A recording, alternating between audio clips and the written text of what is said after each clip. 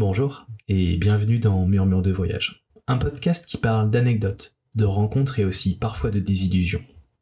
À chaque épisode, une ou un invité va venir partager son récit de voyage avec humour et sincérité. Je vous souhaite un bon moment en espérant que ces murmures vous donnent le goût du voyage.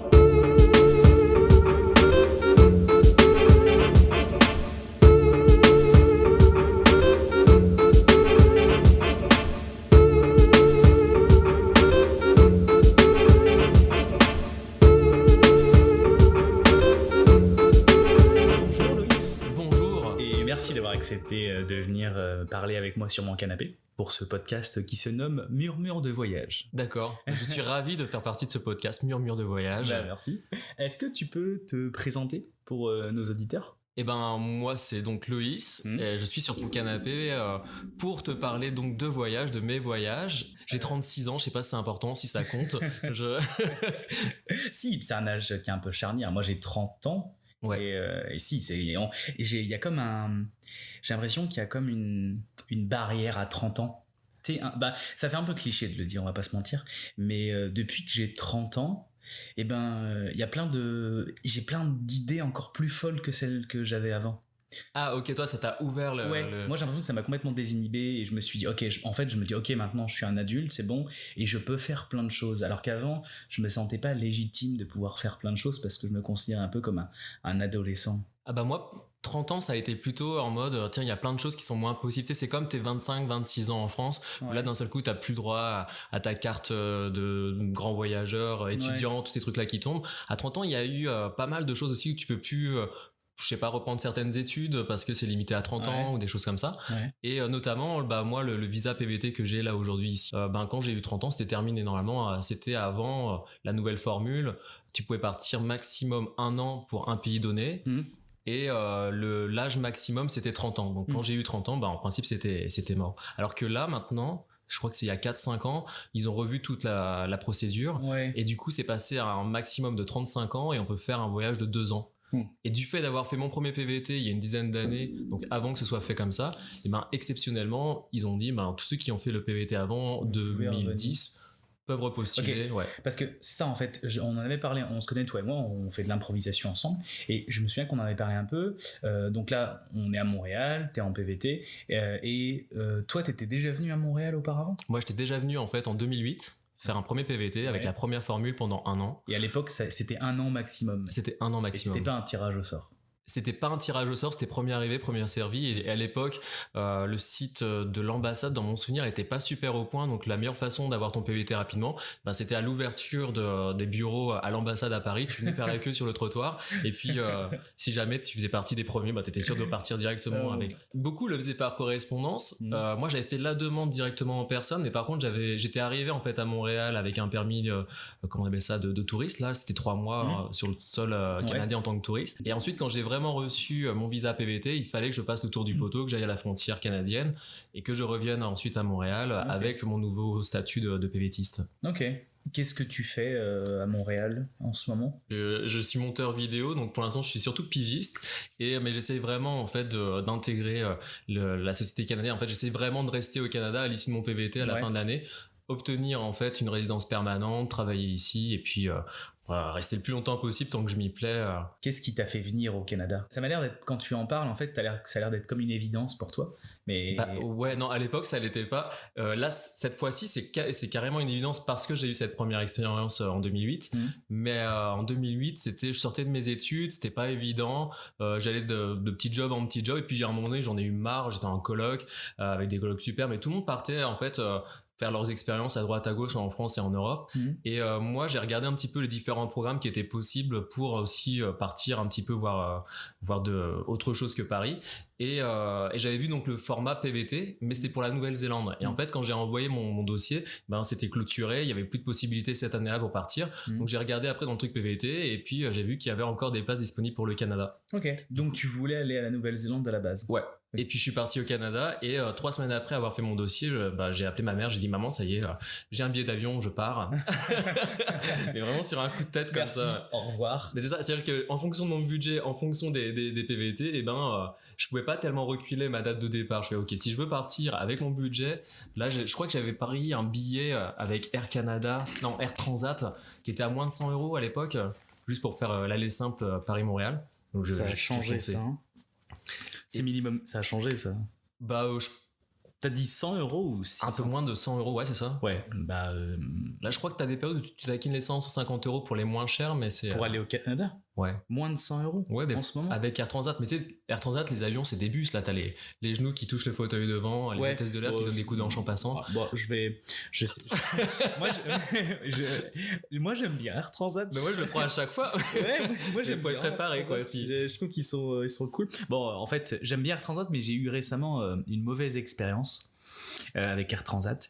Il faut savoir que moi, je suis quelqu'un de très timide. Ça ne se voit pas au quotidien, mais je suis quelqu'un de très timide et j'ai un peu peur de la foule. D'accord. Voilà, je suis pas très à l'aise. Un peu agoraphobe. Ouais, un petit peu. J'aime pas quand je vais rarement à des concerts ou je vais rarement dans des lieux où il va y avoir, dans des festivals, ce genre de choses. Quand il va y avoir trop de monde, je vais pas me sentir bien, je le sais. Fait que quand je suis même allé au centre commercial, des fois j'aime pas ça, je me sens pas à l'aise. Et donc dans l'avion, souvent je me mets derrière, au fond, tout au fond de l'avion. Et c'est à l'endroit, et la place que je choisis souvent, elle est prise par les hôtesses de l'air, par le personnel de bord. Tu vois ? D'accord, ouais. En fait, c'est tout au fond. Je parle pour Air Transat, pour les autres compagnies, je sais pas, mais parce que dans ils ont un petit peu leurs locaux à eux, donc tu peux pas, à moins que tu ailles squatter vraiment. Non, mais tu vas comprendre. En fait, donc t'as l'avion d'Air Transat et au milieu. Tout au fond, au milieu, t'as 3 ou 4 places qui leur sont réservées. Sauf que eux, ils sont plusieurs, ils sont peut-être 12 ou 15, je sais pas le nombre exact, et ils se relaient pour les pauses. Et en fait, n'avoir que 3 places de disponibles, c'est pas assez pour eux. Fait que souvent, ils demandent. Ils sont obligés de faire une rotation. Ouais. Souvent, ils demandent aux gens qui sont devant eux, parce que c'est des places qui sont pas souvent prises, donc elles sont vides, mais si elles sont prises, ils demandent aux gens qui sont juste devant eux, ils les surclassent. Moi, je me suis fait surclasser plusieurs fois, parce que je squatte cette place-là. Ou alors, ils leur demandent d'aller à d'autres places. Ils leur disent, écoutez, messieurs, dames, excusez-moi, il y a une place qui est là, on devrait se servir de ces places pour. Tu vois, ça se passe comme ça. Mais c'est cool de savoir, tu peux être surclassé si tu vas. Okay, c'est une petite technique, c'est que tu te mets à ces places-là et tu sais que tu vas te faire surclasser parce qu'en fait, eux, ils veulent récupérer la place. Sauf que là, je suis allé en France il y a pas très longtemps, donc le retour Paris-Montréal, et en fait, je me mets à cette place-là, comme d'habitude. Moi, je la choisis en fait sur le site. Je choisis cette place-là pour être loin de tout. Il y a personne vraiment à côté de moi. T'as pas les toilettes à côté? Si, pas très loin, mais c'est correct. Puis on dit toujours, tu vois, quand l'avion se crache, t'es dans la queue, t'es moins dans l'impact. Ouais, moi c'est vraiment pas pour ça. Moi c'est parce que moi c'est vraiment. De toute façon, je me dis que si on se crache, on va tous décéder. Anyway, donc moi c'est vraiment pour le côté genre, je suis le plus loin possible de tout le monde. Ça va. Et donc je me mets à cette place et donc effectivement au bout de quelques minutes l'hôtesse de l'air vient, elle dit bonjour messieurs dames, excusez-nous, on se sert de ces places là pour notre personnel, est-ce que vous pourriez vous décaler, il y a d'autres places là-bas. Mais elle dit ça comme si on va dire oui de toute façon. Et je dis est-ce que c'est possible de voir la place? Et elle me dit oui bien sûr, et elle me montre la place et c'est au milieu de l'avion. Donc au milieu de l'avion. Ouais, là où tu voulais vraiment pas. Ouais, non, et là il y a du monde tout autour de moi, ça crie et tout, je fais ah non, ça va pas être possible. Fait que je suis désolé, je lui dis bah non, ça va pas être possible. Elle me dit c'est bon alors? Je lui dis non, je suis désolé, ça va pas du tout être possible. Elle me dit donc je lui dis je vais garder ma place au fond. Et en fait, elle s'attendait pas à cette réponse-là parce que les gens. Tu lui as pas expliqué, ouais. Non. Ouais. Et elle me dit ok, et donc elle part. Après, il y a quelqu'un d'autre qui vient me voir et qui me dit mais vous pouvez pas, ça vous embête? Et je dis bah non, je suis désolé, je me sens pas bien en fait. Moi, j'aime pas quand il y a trop de monde autour de moi. Je pense pas que j'ai de toc ou de tic. Enfin, d'ailleurs, on s'en fout. Non mais c'est quand même un voyage de 7 heures, donc si t'es pas bien pendant 7 heures, je me sens pas à l'aise à ce moment-là. Donc je lui dis non. Et là, ça a été horrible parce qu'il y a un monsieur qui ensuite, donc 5 minutes après, il y a un monsieur qui est venu et qui dit oui, et hyper fort devant tout le monde, oui, c'est vous qui avez des problèmes dans l'avion, comment il a dit ça? Il a pas dit agoraphobe, il a utilisé un autre terme, qui avait des phobies ou des trucs comme ça hyper fort. Un vieux monsieur, il voulait t'afficher quoi. J'allais dire un vieux hôtesse de l'air, pas du tout. Un vieux steward, pardon, qui me dit ça. Je dis oui, je dis par contre vous pourriez parler moins fort. Il me dit je parle pas fort. Je dis si un petit peu. Et donc je le regarde plus du tout, je me dis ok, est-ce qu'il va me laisser tranquille? Alors, parce que en fait j'ai peur de la foule, mais j'ai aussi peur quand tout le monde me regarde, quoi. Je vais pas être d'ailleurs c'est très parce que j'aime bien être sur scène, je fais du théâtre depuis que je suis tout petit. Ouais, mais est-ce que tu sens vraiment les regards avec les éclairages? Non, pas du tout. Je regarde devant moi, je vois pas les gens autour de moi. Enfin bref, donc voilà, et ça a duré. Ensuite après ils sont venus derrière moi, elle a mis sa valise entre le siège et juste derrière moi au niveau de mon siège, elle a mis sa valise entre le siège et mon siège, fait qu'en fait je pouvais pas reculer et ça me poussait dans mon siège. Alors j'irais pas jusqu'à dire qu'ils l'ont fait exprès, mais je sais pas. Après ils ont fait des réflexions genre bah oui, les gens ils veulent jamais se déplacer et tout. Je me suis senti tellement mal, ça a été horrible, et ils m'ont laissé tranquille. Je dirais que ça a été horrible pendant peut-être 3 heures, et après ils m'ont laissé tranquille. Mais c'est pas cool de leur part quand même. Non, mais j'adore Air Transat, hein. Habituellement très très bonne expérience, mais là mon dernier vol c'était pas ouf. Et moi c'est vraiment pour le coup, toi quand je te parlais de crash et tout, finalement quoi qu'il arrive, si j'étais en première classe ou en classe économique, en classe, peu importe la compagnie, la qualité du truc, je suis flippé en avion. J'ai une trouille bleue de l'avion. Ah ouais, non, c'est horrible, rien que d'en parler, tu vois. Ça te met mal. Ça me stresse, l'atterrissage, le décollage, pire que tout. Mais tu vois, je peux être capable maintenant, tu sais, dans les avions, t'as les écrans télé, on voit le petit avion qui se déplace là tout doucement. J'aime bien ça. Bah moi je peux passer 7 heures à regarder ce truc, et à chaque fois que je le vois avancer d'1 centimètre, je me fais la réflexion de c'est pas possible, on vient de faire autant de kilomètres, et on peut pas aller plus loin sans qu'il se passe par un truc. Enfin, j'ai l'impression d'avoir la poisse ou un truc. Et donc quand je vois qu'on est au milieu de l'océan, je me dis mais là c'est sûr, on va nous annoncer dans 10 minutes qu'on va faire un amérissage forcé ou un truc.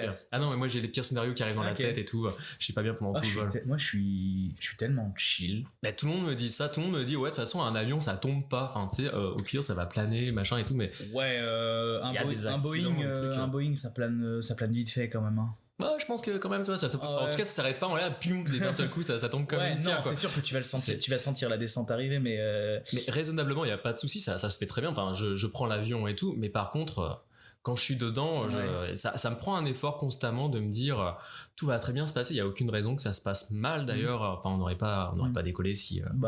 Oui. Et t'as eu l'occasion de prendre tu m'as trouvé une transition parfaite. T'as eu l'occasion de prendre l'avion souvent? Bah pas mal.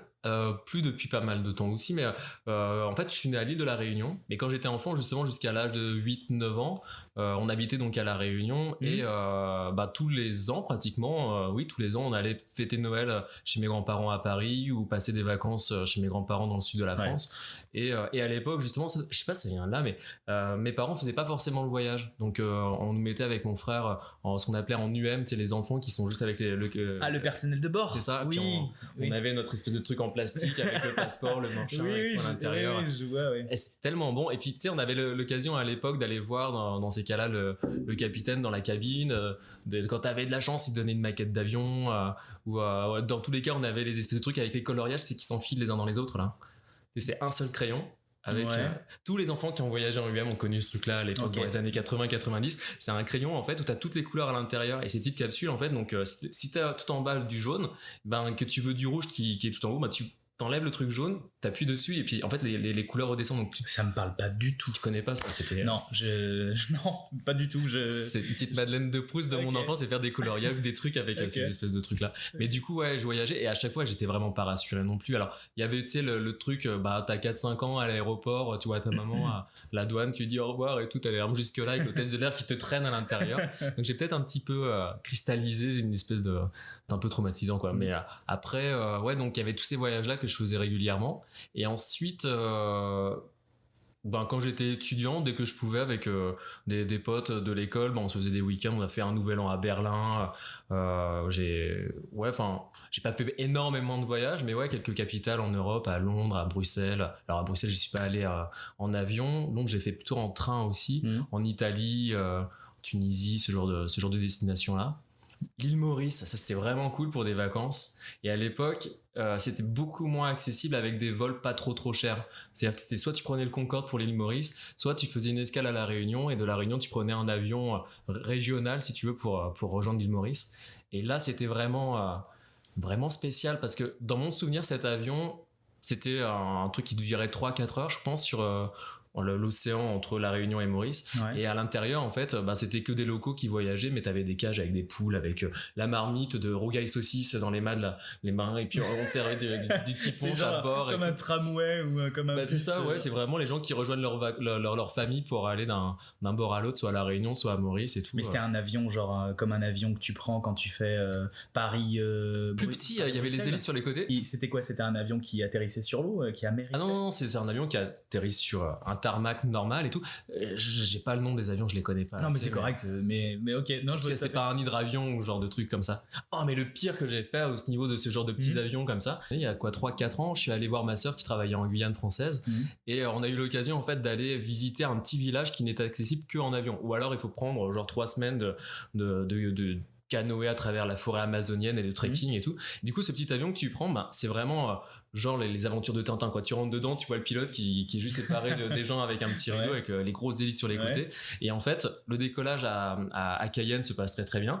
Mais en fait, quand tu arrives dans ce village qui s'appelle Saül, donc c'est un ancien village d'orpailleurs où tu dois avoir, je pense, 50 habitants en plein milieu de la forêt amazonienne, tu le vois pas arriver en fait. Donc t'entends juste le capitaine qui annonce à tout le monde, je pense qu'il le dit directement aux gens, d'ailleurs il utilise à peine le micro, qui va atterrir et tu vois pas de village, tu vois pas de piste, c'est rien, puis boum, là l'avion pique directement et t'atterris dans un espèce de terrain de foot. Et le décollage c'est pareil, c'est-à-dire qu'il équilibre tous les bagages à l'intérieur de l'avion pour être sûr que les poids soient répartis comme il faut à l'intérieur pour pas que ça pose de problème. Il met les gaz à fond, l'avion il bouge pas et d'un seul coup il lâche les freins et tu pars et tu vois les arbres de la forêt qui se rapprochent et au dernier moment biom, tu montes comme ça à la verticale et t'es accroché dedans et moi je suis grosse flippette. T'es content qu'il y ait les bruits de l'avion tu sais à côté qui cache son petit cri ridicule. Mais je connais ce cri. Je l'ai pas, mais en tout cas il sent naturellement. C'est le petit cri que tu fais quand t'es tout seul chez toi et que tu tapes l'orteil contre une porte. C'est ça. Ou contre une table. T'as même plus la force d'insulter qui que ce soit derrière. Ouais, moi je le tiens bien, ce petit rire, genre ce petit truc un peu aigu là. Voilà, c'est le genre de voyage horrible. Ok, tu parlais de Berlin avec tes amis? Ouais. Ça c'était on s'est dit chaque année quand c'était avec mes colocs avec qui j'ai fait la même école et tout et on s'était mis comme truc de faire un nouvel an dans une ville différente, de partir de Paris pour le nouvel an et tout. Donc on a fait Berlin, on avait fait Londres et on avait fait on devait faire j'ai oublié l'île d'Ouessant au large de la Bretagne.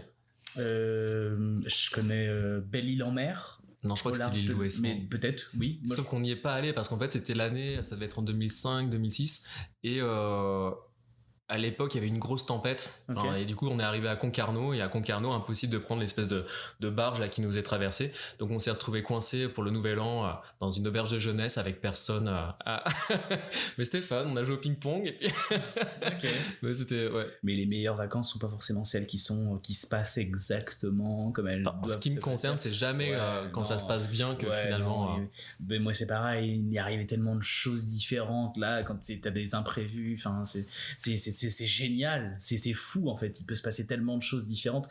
Moi dans ce genre ça fait penser à une expérience que j'ai eue ici pendant mon premier PVT où pour la Saint-Jean avec à Montréal avec mes colocs de là où j'étais à Montréal à l'époque, on s'est dit tiens on va faire la Saint-Jean à Québec sur les plaines d'Abraham avec les grands concerts, les machins et tout, et on était parti du coup avec la voiture d'un des colocs qui venait d'acheter, c'est une espèce de vieille bagnole, je sais plus ce que c'était, elle était maganée comme on dirait ici. Mais bon, elle roulait bien et on y va. Magané, je la connais pas cette expression. Mais quand t'es magané ou quelque chose est magané, c'est quelque chose qui est abîmé, usé. Un peu branlant. Un peu branlant, un peu en tout cas qui a de l'année, qui est plus de première jeunesse quoi. Ok, magané. Et et en tout cas on arrive à Québec et là, je sais plus comment ça se passe, il devait être un peu fatigué mais bêtement, c'est même pas un accident à ce niveau-là, c'est un feu rouge. Il a mal calculé son freinage et ça s'est fait au ralenti, il a touché la voiture de devant. Mais ça a eu un impact, on a fait un constat et tout, mais la voiture de devant avait absolument rien et la sienne lui c'est juste le petit loquet qui retient le capot au-dessus du moteur qui a été un petit peu abîmé, puis c'est tout. Puis là on fait la Saint-Jean et au moment du retour le lendemain on était un peu parti en vrac, genre on n'a pas prévu d'auberge pour dormir sur place, on s'était dit on va faire juste la teuf toute la nuit et puis on repart le lendemain, et c'est exactement ce qu'on a fait. Donc on n'était pas forcément dans les meilleures conditions de sommeil, etc. pour reprendre la route, mais on l'a fait quand même. Et sur l'autoroute entre Montréal et Québec, le capot s'est décroché. Exactement. Moi je disais ça genre comme une blague. Quand on a atteint une vitesse de croisière, bah déjà on sentait quand on dépassait les 80-90 km/h, le capot faisait il vibrait devant nous et tout. On dit ouais non, ça tient, ouais c'est correct, ça tient, ça va bien tenir au moins jusqu'à Montréal. Puis on continue, on roule, et puis d'un seul coup, blam, le truc en fait se retourne complètement. Et nous on était entassés, on devait être 6 dans la voiture, un truc comme ça. Donc il y avait c'était pas moi à un moment donné je conduisais, ça m'est arrivé, donc en tout cas, il y a un moment où ça m'est arrivé, donc j'étais comme ça, les mains sur le volant avec le capot comme ça. Ah, c'est toi qui conduisais? Il y a eu un moment où je conduisais parce qu'on vous tournait. Ouais. Okay, et en tout cas, ça m'est arrivé une fois sur les plusieurs fois, du coup, où le capot s'est redressé. Et en fait, la première fois, donc je tenais le volant et le truc se redresse, j'ai fait ah! Et comme dans un dessin animé, tout le monde s'est mis à crier en fait dans la voiture. Mais sauf qu'on devait rouler à 60 km/h, et tu sais les autoroutes au Québec elles sont super larges, t'as pas des voitures non plus, t'es pas dans une circulation monstrueuse, donc on a eu largement le temps de se mettre sur la bande d'arrêt d'urgence, de baisser le capot, de l'accrocher avec de la ficelle à foin ou je sais plus ce qu'on a trouvé, puis on est reparti, et après en fait c'était toutes les 20 minutes blam, le capot et on est arrivé à Montréal dans ces conditions, c'était complètement flippé. C'est bon ça. Et ton anecdote me fait penser à une de mes anecdotes. Je pars avec Alex, c'est un de mes potes de Montréal qui malheureusement nous a quittés. Non, il est rentré en France. C'est pas la meilleure façon de dire toutes mes condoléances, de dire c'est ça. Il est juste rentré en France. Et en fait, c'était en février de l'année dernière, on décide d'aller faire un petit tour en Floride. Donc, on est parti 2 semaines, je crois. 2-3 semaines, j'ai un doute. Ça m'avait l'air d'être long, en fait. C'était génial. Franchement, c'était vraiment de super vacances avec Alex.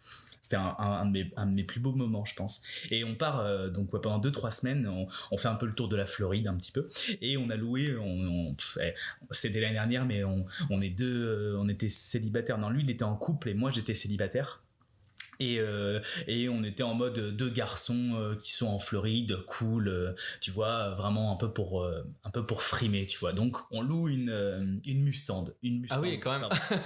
On loue une Mustang décapotable, tu vois. Et on n'arrêtait pas de jouer avec, on l'a capoté, on l'a décapoté. Je sais pas si on peut dire ça comme ça d'ailleurs. Si, avec le machin automatique ouais, c'est ça. Et j'arrêtais pas pour rigoler, en fait, c'est moi qui conduisais, parce que c'est moi qui avais loué la voiture, parce que moi j'avais 29 ans ou 30 ans, et Alex avait 24, je crois qu'il avait un peu moins de 25 ans, fait que pour les assurances et puis pour la location c'est toujours mieux, donc c'est moi qui l'avais loué. Et donc on roule sur la 4 voies, la 6 voies, je me souviens plus, et puis encore une fois je suis sur la voie la plus à gauche, donc de mon côté, mais la voie la plus à gauche, et à un moment donné pareil, je fais le con encore, je pose ma main sur le, tu sais, c'est une sorte de poignée au-dessus, un peu comme une juste pour te tenir, le truc où tu peux mettre. Non, c'est là je conduisais moi, mais pour la décapoter en fait c'est une poignée que tu dois tirer, tourner pour la déverrouiller. C'est ça, pour la déverrouiller, tac, une fois que tu tires, tu tournes, et ensuite après, donc elle se déverrouille, il y a le verrou s'enlève, et après t'as un petit bouton pour qu'elle se rabatte automatiquement, tu vois. Et donc encore pour rigoler, ce que je fais c'est que je pose ma main dessus pendant que je conduis, tu vois, et puis on racontait n'importe quoi, et puis je faisais enfin tu sais, je faisais genre que j'allais décapoter, quoi, mais tu l'as vraiment fait au final. Mais oui, mais cette blague, je veux dire, on l'a faite des dizaines de fois, enfin, à un moment donné c'est devenu comme un running gag, tu vois, à le faire en fait. Donc je pose ma main dessus, je fais comme si je vais le faire, sauf que je tire un tout petit peu trop, et donc je tourne en même temps, et en fait ça se décapote vraiment, sauf que j'avais pas anticipé, c'est que moi je devais être peut-être à 80-90 km/h sur la route, et le fait de la déverrouiller un tout petit peu, ça l'a soulevé, toute l'air s'est engouffré dedans, fait que après je la tenais à une main, voiture parachute d'un seul coup. c'est ça, c'est qu'en fait moi j'avais ma main gauche sur le volant, ma main droite sur la capote, enfin sur la poignée de la capote, et puis le vent qui essayait de tirer sur la capote pour qu'elle s'enlève, et moi j'essayais de me dire oh putain. Et puis le réflexe qu'on a, c'est pas de lâcher dans ces cas. Non, je peux pas lâcher parce que sinon la capote elle se soulève, puis on est sur une voiture, enfin c'est une Mustang à oui, au niveau de l'assurance là t'étais parti pour ton budget. Enfin moi j'avais très peu envie de racheter une Mustang ou de payer l'assurance ou la franchise de la capote qui s'est enlevée, puis que va justifier ça. Là, je roulais, et puis à un moment donné, j'ai voulu décapoter manuellement. Enfin, non, c'était pas possible. Fait que, heureusement, mais c'est tellement débile. On est con dans ces cas-là, hein. Et puis, moi, quand même pas mal. Mais donc du coup j'ai peur. Alex regarde, on panique, je donne un coup de volant vers la droite pour me rabattre, ralentir un petit peu, je tenais la capote, je me range sur le bas côté et je dis putain et tout, on se regarde et tout, et bon, ça m'a rigolé forcément parce qu'on est des gamins, mais ouais, un très bon moment, un très très bon moment. Donc oui, je comprends tout à fait ce genre de choses. Mon Dieu, mais moi ça fait penser, alors ça n'a rien à voir avec si, ça a à voir avec la voiture, mais j'ai un peu honte d'ailleurs de raconter ça, mais le côté, tu sais, où tu tiens quelque chose et puis tu te rends compte que là, d'un seul coup, ton corps refuse de le lâcher, même si tu voulais, il y a un truc qui est pas contrôlé par ton cerveau. Souvent, moi, et je crois que personne ne le sait, mais quand j'étais gamin et qu'on m'a laissé dans une voiture à attendre parce que genre ta mère est partie à la poste faire un truc et toi t'es dans la voiture, t'attends, je jouais avec les boutons, tu sais, pour monter et descendre les glaces là. Et je pense que je suis pas le seul, mais je suis presque sûr que je suis pas le seul, mais d'avoir essayé de mettre sa tête comme ça dans la fenêtre qui dépasse et de monter en fait avec le bouton la vitre. Alors oui, moi aussi. Voilà. Parce que je me suis retrouvé en fait la tête coincée parce que je t'étais remonté trop, et en fait le réflexe dans la panique c'était de continuer à appuyer sur ce putain de bouton mais pas du bon côté en fait, donc plus j'appuyais plus je me coinçais la tête. Non, moi je suis un peu moins con que toi. Moi j'ai mis du temps à bout d'un moment à arrêter de paniquer, à me dire ok, maintenant tu te calmes, t'appuies sur l'autre côté du bouton et tout, surtout avant que ta mère revienne parce qu'elle va dire mais qu'est-ce qu'il fait cet abruti. T'imagines je vois bien sur le parking avec ta tête qui sort. Mais je pense que des gens m'ont vu, hein, et en mode t'essaies de t'arracher les oreilles et tout pour pouvoir. Mais ça c'est un truc, quand on est petit on peut se permettre tellement de choses. Mais je crois que les voyages, justement, ça permet de se rendre compte qu'on peut toujours se permettre de faire... Enfin, moi, en tout cas, la façon dont je voyage, je suis parti au Canada, je voulais partir en Nouvelle-Zélande, et puis finalement, sur un coup de tête, un peu, je me retrouve au Canada. Et à chaque fois que je voyage plutôt tout seul. Ouais. Dans un premier temps, quand je suis parti au Canada, c'est aussi pour me confronter, en fait. J'avais envie de me mettre en danger. Enfin, on s'entend que le Canada, c'est pas l'endroit le plus dangereux du monde, mais en tout cas, voilà, il y a quelque chose où je voulais me confronter, quoi. En danger, c'est pas forcément en danger parce que c'est un pays dangereux, ça peut être en danger parce que tu sors de ta zone de confort. Voilà, c'est exactement ça. Non, je le comprends tout à fait. Et ici, tu vois, on fait de l'impro ensemble, et une des premières règles d'impro, c'est accepter de dire oui, etc. Ouais. Je voyage un peu comme ça, c'est ça. Ouais. C'est-à-dire qu'en France, moi, j'étais plus dans le non, j'ai pas envie de faire ça parce que ça correspond pas, cette activité correspond pas à mon milieu, ça correspond pas à des trucs. Enfin, on était vraiment très quand j'étais étudiant, une école de cinéma, en plus il y avait un côté un petit peu prétentieux, un peu je vais voir plutôt ce genre de film, t'as pas entendu parler de cette chanteuse, machin et tout. Enfin, il y a un truc où on est un peu cadré et faut pas trop sortir de ce cadre là parce que sinon ça fait un peu bizarre. Mais du coup, quand je suis parti voyager, c'était au contraire pour me dire ok, tout ce que j'ai jamais fait, je veux le faire, tout ce que j'ai jamais essayé, et du coup c'est comme ça que je me suis retrouvé finalement pendant mon premier PVT à partir en stop jusqu'à Vancouver depuis Montréal, et d'abord pour me confronter, et puis parce que c'était un challenge que je me suis lancé, que un pote m'avait lancé aussi. On s'est dit vas-y, t'es pas capable? Si, je suis capable, et je le fais. Et finalement c'est un petit peu ça, c'est ce qu'on disait sur les enfants, tu vois, on peut se permettre pas mal de choses. Moi les voyages me font prendre conscience que on peut toujours se permettre pas mal de choses. En fait, une fois qu'on sort de sa zone de confort, une fois qu'on n'est plus sous le regard de plein de gens à qui on va accorder de l'importance, allez, Jacques, tu étais là, t'essayes, puis ça marche, c'est cool. Si ça marche pas, pas grave, t'as essayé, tu prends un autre chemin. Oui, et en fait, tu peux toujours avoir des regrets de quelque chose que tu n'as pas fait, tu vois, mais tu peux pas t'en vouloir. Moi, mes plus grands regrets, c'est de ne pas avoir fait certaines choses. Ouais. Mais tout ce que j'ai fait, il y a plein de choses que je regrette pas, c'était des choses qui n'ont pas forcément été positives, mais je me dis c'est pas grave. Quand tu te nourris de l'expérience, qu'elle soit positive ou négative. En vrai, tu te dis ok, il y a des jobs, par exemple, j'ai fait des jobs où pas tant là, mais c'est des exemples où je me dis waouh, c'était pas ouf quand même là, mais tu sais, c'est pas grave, j'en garde quand même un bon souvenir. Je l'ai fait, j'ai essayé, puis c'est une bonne anecdote à raconter là. Mais c'est ça c'est la grande chance d'être français, c'est que moi ici j'apprends par exemple que à l'américaine c'est un petit peu le what make my day, enfin qu'est-ce que je vais retenir de cette journée qui était super positive. Et moi j'essaie de devenir un peu comme ça pour mieux m'intégrer ici, mais la grande chance d'être français cynique, c'est que nous on va avoir tendance assez facilement finalement à retenir une expérience un peu débile qui nous est arrivée dans la journée, négative, pour essayer le soir de se dire ok, La journée, ça a été vraiment pénible. Comment je vais le tourner de telle sorte que ça devienne une anecdote amusante pour le raconter. C'est vrai, c'est très juste ce que tu dis. On est souvent en train de comparer à juste titre ou non d'ailleurs entre la France et puis l'Amérique du Nord. En fait, on le fait tout le temps, tous. Je pense en tant que Français, on le fait pas exprès là, mais on le fait tous à chaque fois. C'est très culturel. De comparer, tu veux dire ? De comparer et puis de voir le côté un peu négatif, puis au bout d'un moment on finit par en rigoler, on finit par le dédramatiser en fait. Ouais, c'est vrai qu'on a tendance tout le temps à faire ce genre de choses. Ouais, je suis d'accord avec toi, c'est vrai. Mais d'ailleurs mon premier passage mon tour de poteau quand j'étais arrivé donc avec mon visa de touriste et que j'ai dû partir en fait aux États-Unis et revenir en tant que PVTiste, sur le moment c'était une expérience horrible. Parce que je me disais mais je vais peut-être même pas réussir à avoir mon visa, et aujourd'hui c'est parti des trucs super rigolotes qui m'est arrivé pendant mon premier PVT. Donc l'idée c'est que comme je fais tout un petit peu sans trop me préparer sur un coup de tête, et ben quand j'ai reçu la lettre d'invitation de l'ambassade du Canada là pour avoir mon PVT, j'ai pris immédiatement un billet Greyhound pour partir aux États-Unis. Et en allant en fait à la gare comment on appelle ça la gare des bus là, la gare routière. La gare routière, merci. Pas de problème. Je me rends compte compliqué comme ça, t'es sur la routière, ça fait ouais, longtemps. Non, mais je comprends. Mais c'est correct, t'inquiète pas, y a pas de souci. Et pour les avions, ça s'appelle un aéroport. Très bien. Ah, moi je pensais que c'était la centrale de décollage des aéronefs. Mais c'est correct, je te donne des petits tips. Ok, je le garde. Aéroport, c'est noté. Ça marche. Mais du coup, voilà, j'arrive à la gare routière et je me rends compte que le bus que j'allais prendre allait jusqu'à New York. Donc, je me dis, c'est con, je vais prendre la direction de New York, autant aller jusqu'à New York. Et du coup, voilà, je paye mon billet, je monte dans le bus et donc on passe la douane aux alentours de 3h du matin. Donc t'as la tête dans le pâté, tu te rends compte que tu vas être face à un douanier américain. Moi, à l'époque, j'étais pas super à l'aise avec l'anglais. Aujourd'hui, je suis pas beaucoup plus, mais en tout cas, je suis désinhibé, je me moque de faire des erreurs, du coup j'arrive à me faire comprendre, c'est pas mal ce qui compte.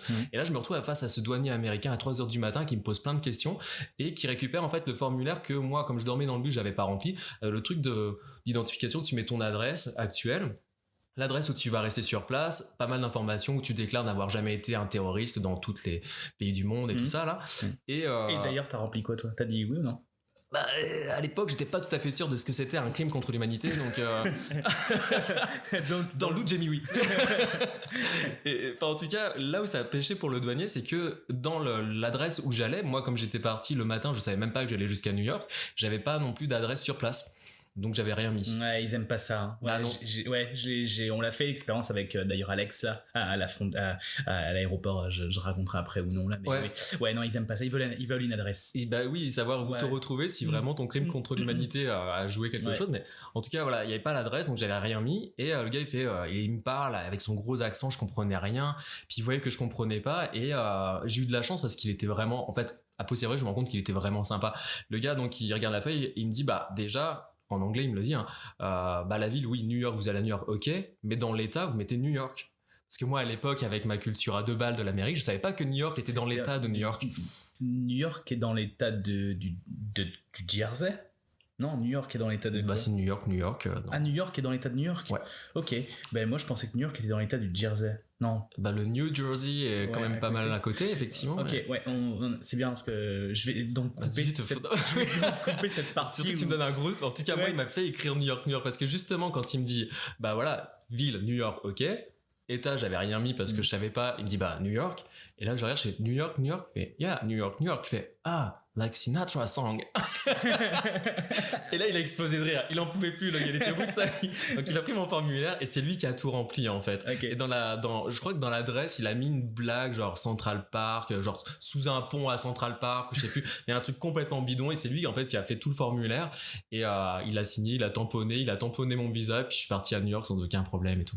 Mais sur le moment, après, j'ai passé une journée, donc, à New York. Et puis, je suis reparti dans l'autre côté, mais c'était pénible, en fait, comme expérience. J'étais là, c'est cette confrontation avec ce douanier, l'impression de peut-être que je suis en train de quitter le Canada mais je vais peut-être même pas pouvoir revenir, et puis mes affaires étaient dans ma coloc à Montréal, donc si jamais je peux pas revenir au Canada, comment est-ce que je m'en sors et tout. Mais c'est intéressant d'expliquer peut-être, parce qu'il y a des gens qui vont nous écouter qui vont pas forcément savoir ce que c'est que le tour du poteau. En fait, est-ce qu'on peut l'expliquer peut-être ? En fait, pour faire simple, quand on arrive dans un pays qui n'est pas le sien, on a un statut. Donc, si jamais vous faites des démarches juste pour venir en tant que touriste, eh ben, tu as un statut de touriste. Et tu peux rester dans ce pays un certain nombre de semaines, de mois. Moi, à l'époque, c'était 3 mois en tant que touriste. Je crois que maintenant, c'est devenu 6 mois pour le Canada. C'est pas tout le temps 6 mois, en fait. C'est pas un acquis. Non. Ça dépend de ta situation, si tu as assez d'argent et tout. En tout cas, ça peut aller jusqu'à 6 mois. Ça peut aller jusqu'à 6 mois, absolument. D'accord. Bah, moi, je crois qu'à l'époque, en tout cas, on m'avait accordé 3 mois. Et voilà. Et du coup, quand tu veux changer de statut au niveau de ta résidence, donc moi, je devais revenir. Enfin, ce que je voulais pour avoir le droit de travailler, c'était utiliser mon visa PVT, donc permis vacances-travail. Mais pour en fait avoir ce statut de PVTiste, il fallait que je sorte de mon statut de touriste. Et ça, en fait, tu peux pas dans le pays changer de statut. En tout cas, pas au Canada. Et pas à l'époque. Donc à l'époque, ce qu'il fallait, c'était sortir du pays en tant que touriste et revenir avec un nouveau statut. Et là, comme j'avais donc cette invitation de l'ambassade du Canada pour être PVTiste, et ben en revenant, en repassant la douane dans l'autre sens, à ce moment-là, je revenais plus comme touriste mais comme PVTiste. C'est ce qu'on appelle faire le tour du poteau. Donc c'est ça. C'est pas, le poteau signifie un peu le drapeau. C'est ça. C'est ou en anglais le flagpole. Flagpole. C'est ça, je crois que c'est ça. J'ai un anglais flagstick. J'ai un anglais qui est tellement triste. Non mais moi je l'accepte. Flagpole, c'est bien. Quand je parle anglais, au travail j'essaye, quand je parle anglais, les personnes qui m'écoutent parfois se mettent à pleurer. Ah ouais. Ouais, tellement mon accent. Les tympans saignent. Ouais, c'est ça. Il y avait même une dame une fois, elle a fait comme un malaise. Ah ok. À cause de mon anglais j'ai vu un post là sur Facebook. C'est un post qui ne concerne vraiment que les anglophones. C'est n'essayez pas de comprendre les Français qui parlent anglais, apprenez directement le français, c'est moins compliqué. Ah oui, je l'ai vu passer. Je crois que c'est sur la page Facebook Mundolingo. Ouais, sans doute. Mundolingo, le truc où on met en relation des gens qui veulent apprendre d'autres langues. Ouais, c'est ça. J'y suis allé d'ailleurs, c'était organisé à la Petite Grenouille. J'ai des amis qui me disent ah viens, moi je savais pas, je connaissais pas, qui me disent ah viens, il y a une soirée à la Petite Grenouille ce soir, ils me disent pas ce que c'est en fait. Il y aura du monde et tout, c'est cool. Je dis bon, c'était à l'époque. C'était en 2018. Moi je me suis fait larguer à l'été 2018, donc on devait être fin 2018. Je cherchais absolument à sortir, à faire des rencontres, etc. Donc c'était la bonne période. Mais je me dis ok, bon, je vais y aller. Donc je vais dans cette soirée là, mais moi je connaissais pas le principe. Mais ça se passe comment? Parce que moi du coup j'ai jamais fait, je m'étais inscrit mais... je vais te raconter je vais te raconter, tu vois. En fait donc j'arrive et je sais pas, et donc là à l'entrée il y a 2-3 filles qui me disent bonjour, elles me disent tu parles combien de langues? Et je comprends pas la question, parce que quand tu rentres dans un bar normalement déjà il y a pas des gens à l'entrée qui te posent ce genre de questions, fait que je leur dis pourquoi? Elle me dit pour savoir l'autocollant qu'on te met sur le t-shirt. Et je lui dis non mais tu sais, moi je me suis dit ça se trouve c'est un peu comme on est con parce qu'on est français en fait. Tu dis c'est quoi le piège? Ouais, c'est ça, on est tellement habitué à se dire ok, elle va me demander quoi? Elle va me demander de l'argent, et donc moi je dis non c'est bon merci, je veux pas. Complètement réfractaire. C'est ça, non s'il vous plaît, laissez-moi tranquille. Déjà je vois bien que dans le bar il y a du monde, donc déjà je me dis ok, je vais devoir essayer de jouer avec ça, et en plus il y a 3 filles à l'entrée qui m'agressent avec leur autocollant, agressé dans le sens où je me sens j'ai la peur quoi, et elles me disent si t'es obligé pour la soirée Mundolingo, et je dis quelle soirée Mundolingo, et en plus Mundolingo ça me parle pas, et puis c'est de l'espagnol ou du portugais, ça doit vouloir dire quelque chose. Lingo, c'est langue du monde, Mundolingo. Ok, voilà, donc je suis vraiment mauvais en langue vivante, hein, c'est clair, hein, parce que voilà, j'ai pas fait espagnol, fait que moi non plus. C'est peut-être de l'espéranto. Ouais, tu commences à être désagréable quand même. et Mundolingo, je dis mais c'est quoi où est-ce que je suis? Je comprends plus rien en fait. Je dis bon ouais, donc elle a l'air absolument de vouloir me coller des étiquettes sur le t-shirt. Je dis écoutez, je parle français. Et elle me dit et quoi d'autre? Alors ouais, t'es gentil, je parle français déjà, c'est bien quand même. Je lui dis et anglais un petit peu. Elle me colle l'étiquette anglais sur le torse.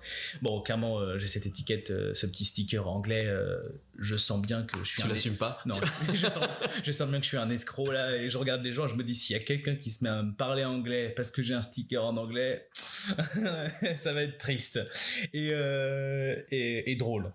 Et donc j'envoie un texto à mon pote, je lui dis mais t'es où? D'ailleurs c'était encore Alex. Je dis bah t'es où et tout, et il était avec du monde, il avait rencontré 2-3 personnes de tout le pays et tout. Et je dis mais c'est quoi cette soirée? Et il me dit c'est une soirée Mundolingo. En fait il y a des gens qui de tout le monde entier qui viennent, ils se collent un sticker sur le truc et tout, puis tu peux parler plein de langues différentes et tout. Alors lui il était en train de discuter avec une américaine, il y avait un autre mec de je sais plus quel pays avec lui. Enfin voilà, bon c'était ça en tout cas. Donc voilà mon expérience de Mundolingo, ouais, qui était une bonne expérience. C'était un bar qui est sympa, la petite grenouille là, c'est la petite grenouille je crois que ça s'appelle. La grenouille, j'ai un doute. C'est ici à Montréal, d'accord, ouais, c'est ici à Montréal, ouais. Mais je pense que ce genre de meet-up, de réunion, ça doit avoir lieu quand même dans plein de grandes villes, non? Ah bah si, moi à Paris je connaissais le concept. J'ai un ancien collègue qui lui faisait ça, mais ça partait d'abord par une séance de cinéma, c'est-à-dire que les gens allaient voir un film. Ouais. C'était en fait le prétexte ensuite pour parler dans d'autres langues d'un sujet commun. Okay. Donc ça mettait un peu les gens à l'aise, et puis après pendant 1 heure ou 2 on se retrouvait dans un restaurant, enfin ils se retrouvaient dans un restaurant ou dans un bar pour parler du film, et puis si le film passait tu parlais d'autre chose, et puis au pire des cas si t'avais rien à te dire tu parles du film, c'était ça serait tout. Tu pars ou tu pars tu prends un verre que tu payes pas et tu laisses les autres te l'offrir et tu dis merci, au revoir. Et qu'est-ce que j'ai connu comme ça aussi à Paris, moi j'avais pris des cours de langage des signes, et du coup avec le langage des signes t'as la même chose. Il y a un bar à Paris vers Châtelet-Les Halles où c'est le bar où tu sais que si tu veux un petit peu parler en LSF avec des gens, tu vas forcément rencontrer la langue des signes française. D'accord. Parce que t'as deux. En fait, j'ai découvert que je me disais c'est quand même cool la langue des signes, c'est que si tu la maîtrises, tu peux parler avec tous les sourds-muets du monde entier. Oui, parce que c'est une langue qui est internationale en fait. Et bien non, c'est pour ça qu'on dit LSF. T'as la LSF et t'as une langue des signes sans doute internationale, et je crois qu'à Paris, Nicolas Sarkozy, on disait avec le doigt comme ça pour faire le truc un peu pointu au-dessus de l'œil. Et si t'allais à Marseille, c'était un autre signe qui avait rien à voir. C'était t'as une façon de nommer les choses qui diffère. C'est une super bonne expérience. En fait, moi je trouve ça génial. C'est une façon aussi de rentrer en contact avec des gens d'une façon qui a rien à voir. Et puis c'est une culture en fait française, mais qui n'a rien à voir avec la culture française telle qu'on la connaît. Enfin, c'est comme si on vivait 2 mondes différents en parallèle en fait. Et puis moi j'ai vraiment encore une fois découvert un petit peu par hasard comme ça un univers que j'imaginais pas et qui est assez hermétique, hein. C'est des gens qui sont assez fiers aussi de leur culture, qui la partagent pas si facilement que ça aussi. Ouais. Okay. En tout cas les gens que j'ai rencontrés effectivement ces personnes-là en particulier nous ont expliqué que ils n'ont pas une sous-culture, ils n'ont pas un sous-langage, et souvent on pense qu'on a besoin de les aider par exemple. Non, ils sont complètement autonomes, ils ont leur façon de puis de plus en plus autonomes avec les nouvelles technologies qu'on a. Effectivement à l'époque, je sais pas, tu faisais une crise cardiaque et t'étais sourd-muet, si t'avais pas un téléphone avec la vidéo, c'est difficile d'appeler les secours. Je pense qu'il y avait d'autres systèmes, d'autres moyens, des codes ou des choses, mais c'était une expérience. Ok. On parlait de Berlin, on a parlé de l'île Maurice. Est-ce que parmi toutes tes expériences, est-ce qu'il y a un endroit, un pays qui t'a marqué particulièrement, où il s'est passé quelque chose, ou qui t'a marqué? Moi c'est ici, hein. C'est pour ça que je reviens 12 ans après, parce que vraiment je suis tombé en amour avec cet endroit-là. Je me suis beaucoup posé la question de savoir si je voulais revenir à Montréal ou à Vancouver, parce que du coup j'avais fait 6 mois de mon PBT à Montréal, après j'avais traversé du coup en stop, bus, etc. jusqu'à Vancouver sur la côte ouest, où vraiment c'était beaucoup plus exotique et dépaysant. Quand on est à Montréal, le fait que les gens parlent français, c'est plus facile d'arriver. Là-bas, la ville est beaucoup plus jeune. Je crois qu'à l'époque, ils fêtaient leurs 150 ans ou leurs 200 ans de création de Vancouver, ce qui est vraiment très très jeune. Et c'est aussi un des premiers, je sais pas comment on appelle ça, port d'accueil en fait de la communauté asiatique qui viennent immigrer vers le Canada ou vers les États-Unis. Beaucoup passent par Vancouver, c'est plus facile pour eux. Du coup, je pense que 50 à 60% de la population est asiatique.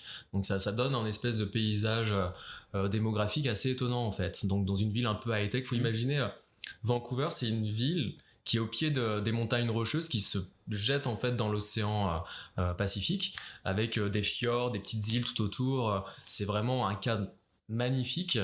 La ville est très très chère, mais par contre les gens vivent extrêmement bien.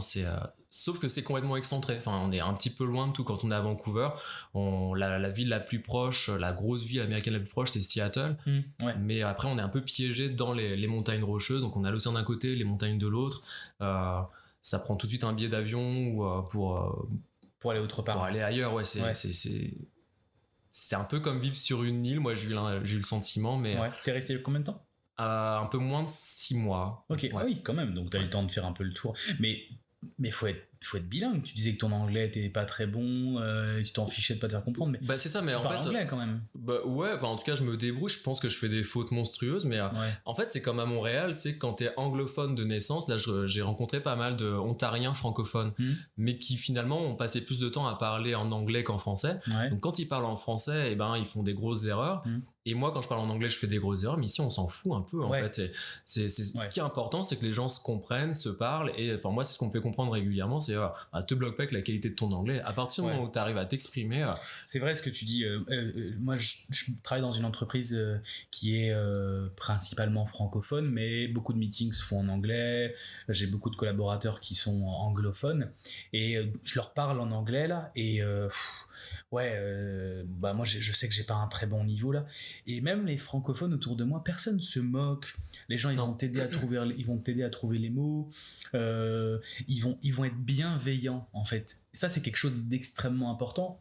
Mais ça, tu te sens pas jugé? Non, mais par contre, les fois où je me suis senti mal et jugé, c'est avec des Français.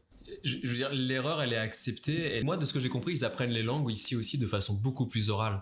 Nous, en France, apparemment, on est beaucoup plus dans la théorie grammaire, et eux, ils sont beaucoup plus dans l'aisance à l'oral. Et c'est pour ça, tu vois, quand on fait des cours d'impro, moi, je suis fasciné par les gens qui se disent être les moins à l'aise quand ils arrivent dans un cours d'impro et qui disent, moi, j'ai aucune expérience en impro et tout, mais tu les vois faire, ça sort naturellement. Ils ont une espèce de... C'est vrai, c'est très juste ce que tu dis. Moi, je leur envie énormément ça. J'aimerais énormément avoir cette espèce d'aisance où d'un seul coup, naturellement, ils sont drôles, naturellement, ils prennent la parole et leurs idées sont claires, ils savent exactement comment formuler les choses sans se prendre trop la tête, et ça passe vraiment crème. Mais parce que je pense qu'à l'école, déjà, on les met très rapidement en situation, avec les langues vivantes, de s'exprimer, de parler, d'échanger, sans se soucier de se dire, est-ce que là je suis en train de faire une faute de grammaire, est-ce que j'aurais dû accorder ou pas accorder mes trucs, etc. C'est juste, non, d'abord tu commences à être compréhensible, et puis après on va commencer à se poser la question de la structure, est-ce qu'elle est bonne, est-ce qu'elle est pas bonne. Et si elle est pas bonne, c'est pas grave, c'est déjà au moins échanger avec quelqu'un, et c'est le principal. Ouais, c'est vrai, c'est très juste ce que tu dis. Moi, si je suis parfois un peu énervé ou un peu mal avec ça, c'est parce qu'en fait, moi, je pense que je suis frustré parce que je parle que français, quoi, et très mal anglais. Il y a quand même un sentiment de frustration, tu vois, et les gens qui vont corriger, là, ouais, mais mec, ils parlent quand même 3-4 langues, quoi. Ici, moi, je me le permettrais pas, parce que je découvre aussi, finalement, que le québécois, c'est une langue à part entière. Tu sais, souvent, on entend les Français dire, enfin, moi, le premier, je l'ai dit, l'accent québécois. Faut accepter à un moment donné, tu vois, quand moi, je dis plus accent québécois, on est sûr, c'est une langue. Ici, c'est moi qui ai un accent français, en réalité. Complètement. Bah oui, quand tu ça regardes, veut rien dire accent. C'est ça, c'est subjectif par rapport à l'endroit où tu te trouves et à qui t'as en face de toi. Mais ça fait partie des choses comme ça qui sont des pièges, je trouve, ici au Canada, quand t'es expatrié ou migrant, parce que c'est deux choses. Ça, c'est un truc intéressant aussi, je trouve. On pourra peut-être en parler tout à l'heure, mais l'idée de quand t'arrives dans un endroit comme Montréal, où c'est un peu plus facile parce que c'est francophone, finalement tu voyages pas de la même façon et tu n'as pas le même regard sur ce qui se passe autour de toi. Ce que je veux dire, c'est que le fait d'arriver comme un Français, je crois qu'il y a beaucoup de gens qui très rapidement sont assez déçus ou sont dans une certaine désillusion parce qu'ils n'arrivent pas à passer le cap de la comparaison avec ce qu'ils ont toujours connu en France, et du fait d'arriver dans un territoire qui est francophone, ils emménagent ici un petit peu comme s'ils avaient juste changé de département français. Alors que non, concrètement, ok, on partage une base grammaticale et de vocabulaire équivalente, mais c'est pas la même langue et c'est loin d'être la même culture, et les gens réagissent pas de la même façon. Enfin, tu vois, là on parlait juste de ça, accepter l'erreur. En France, on l'accepte pas clairement, puisque des fois c'est juste par la dérision, on va se moquer ou on va le faire remarquer. Juste ça démontre qu'on n'accepte pas l'erreur. Alors qu'ici, c'est ok, le principal c'est quoi? C'est de s'attendre, c'est s'arrêter sur l'erreur, ou c'est d'avoir compris le message. Pour parler de ça, plutôt que de le parler depuis la France, où le point de vue est forcément plus subjectif parce que je l'ai vécu depuis toujours en fait, mais plutôt mon ressenti dans l'autre sens quand on est dans un pays étranger comme ici par exemple. Je me sens pas en même temps, c'est compliqué parce qu'on est à Montréal et il y a énormément de Français. Donc les Québécois ont vraiment l'habitude de côtoyer quotidiennement plein de Français. Ce qui n'est pas le cas des Français avec les Québécois, par exemple, ne serait-ce qu'avec eux. Mais du coup, je me sens pas mis à l'écart en fait au Québec en tant que Français. J'ai pas l'impression, tu vois, qu'on me regarde de travers ou je me sens vraiment.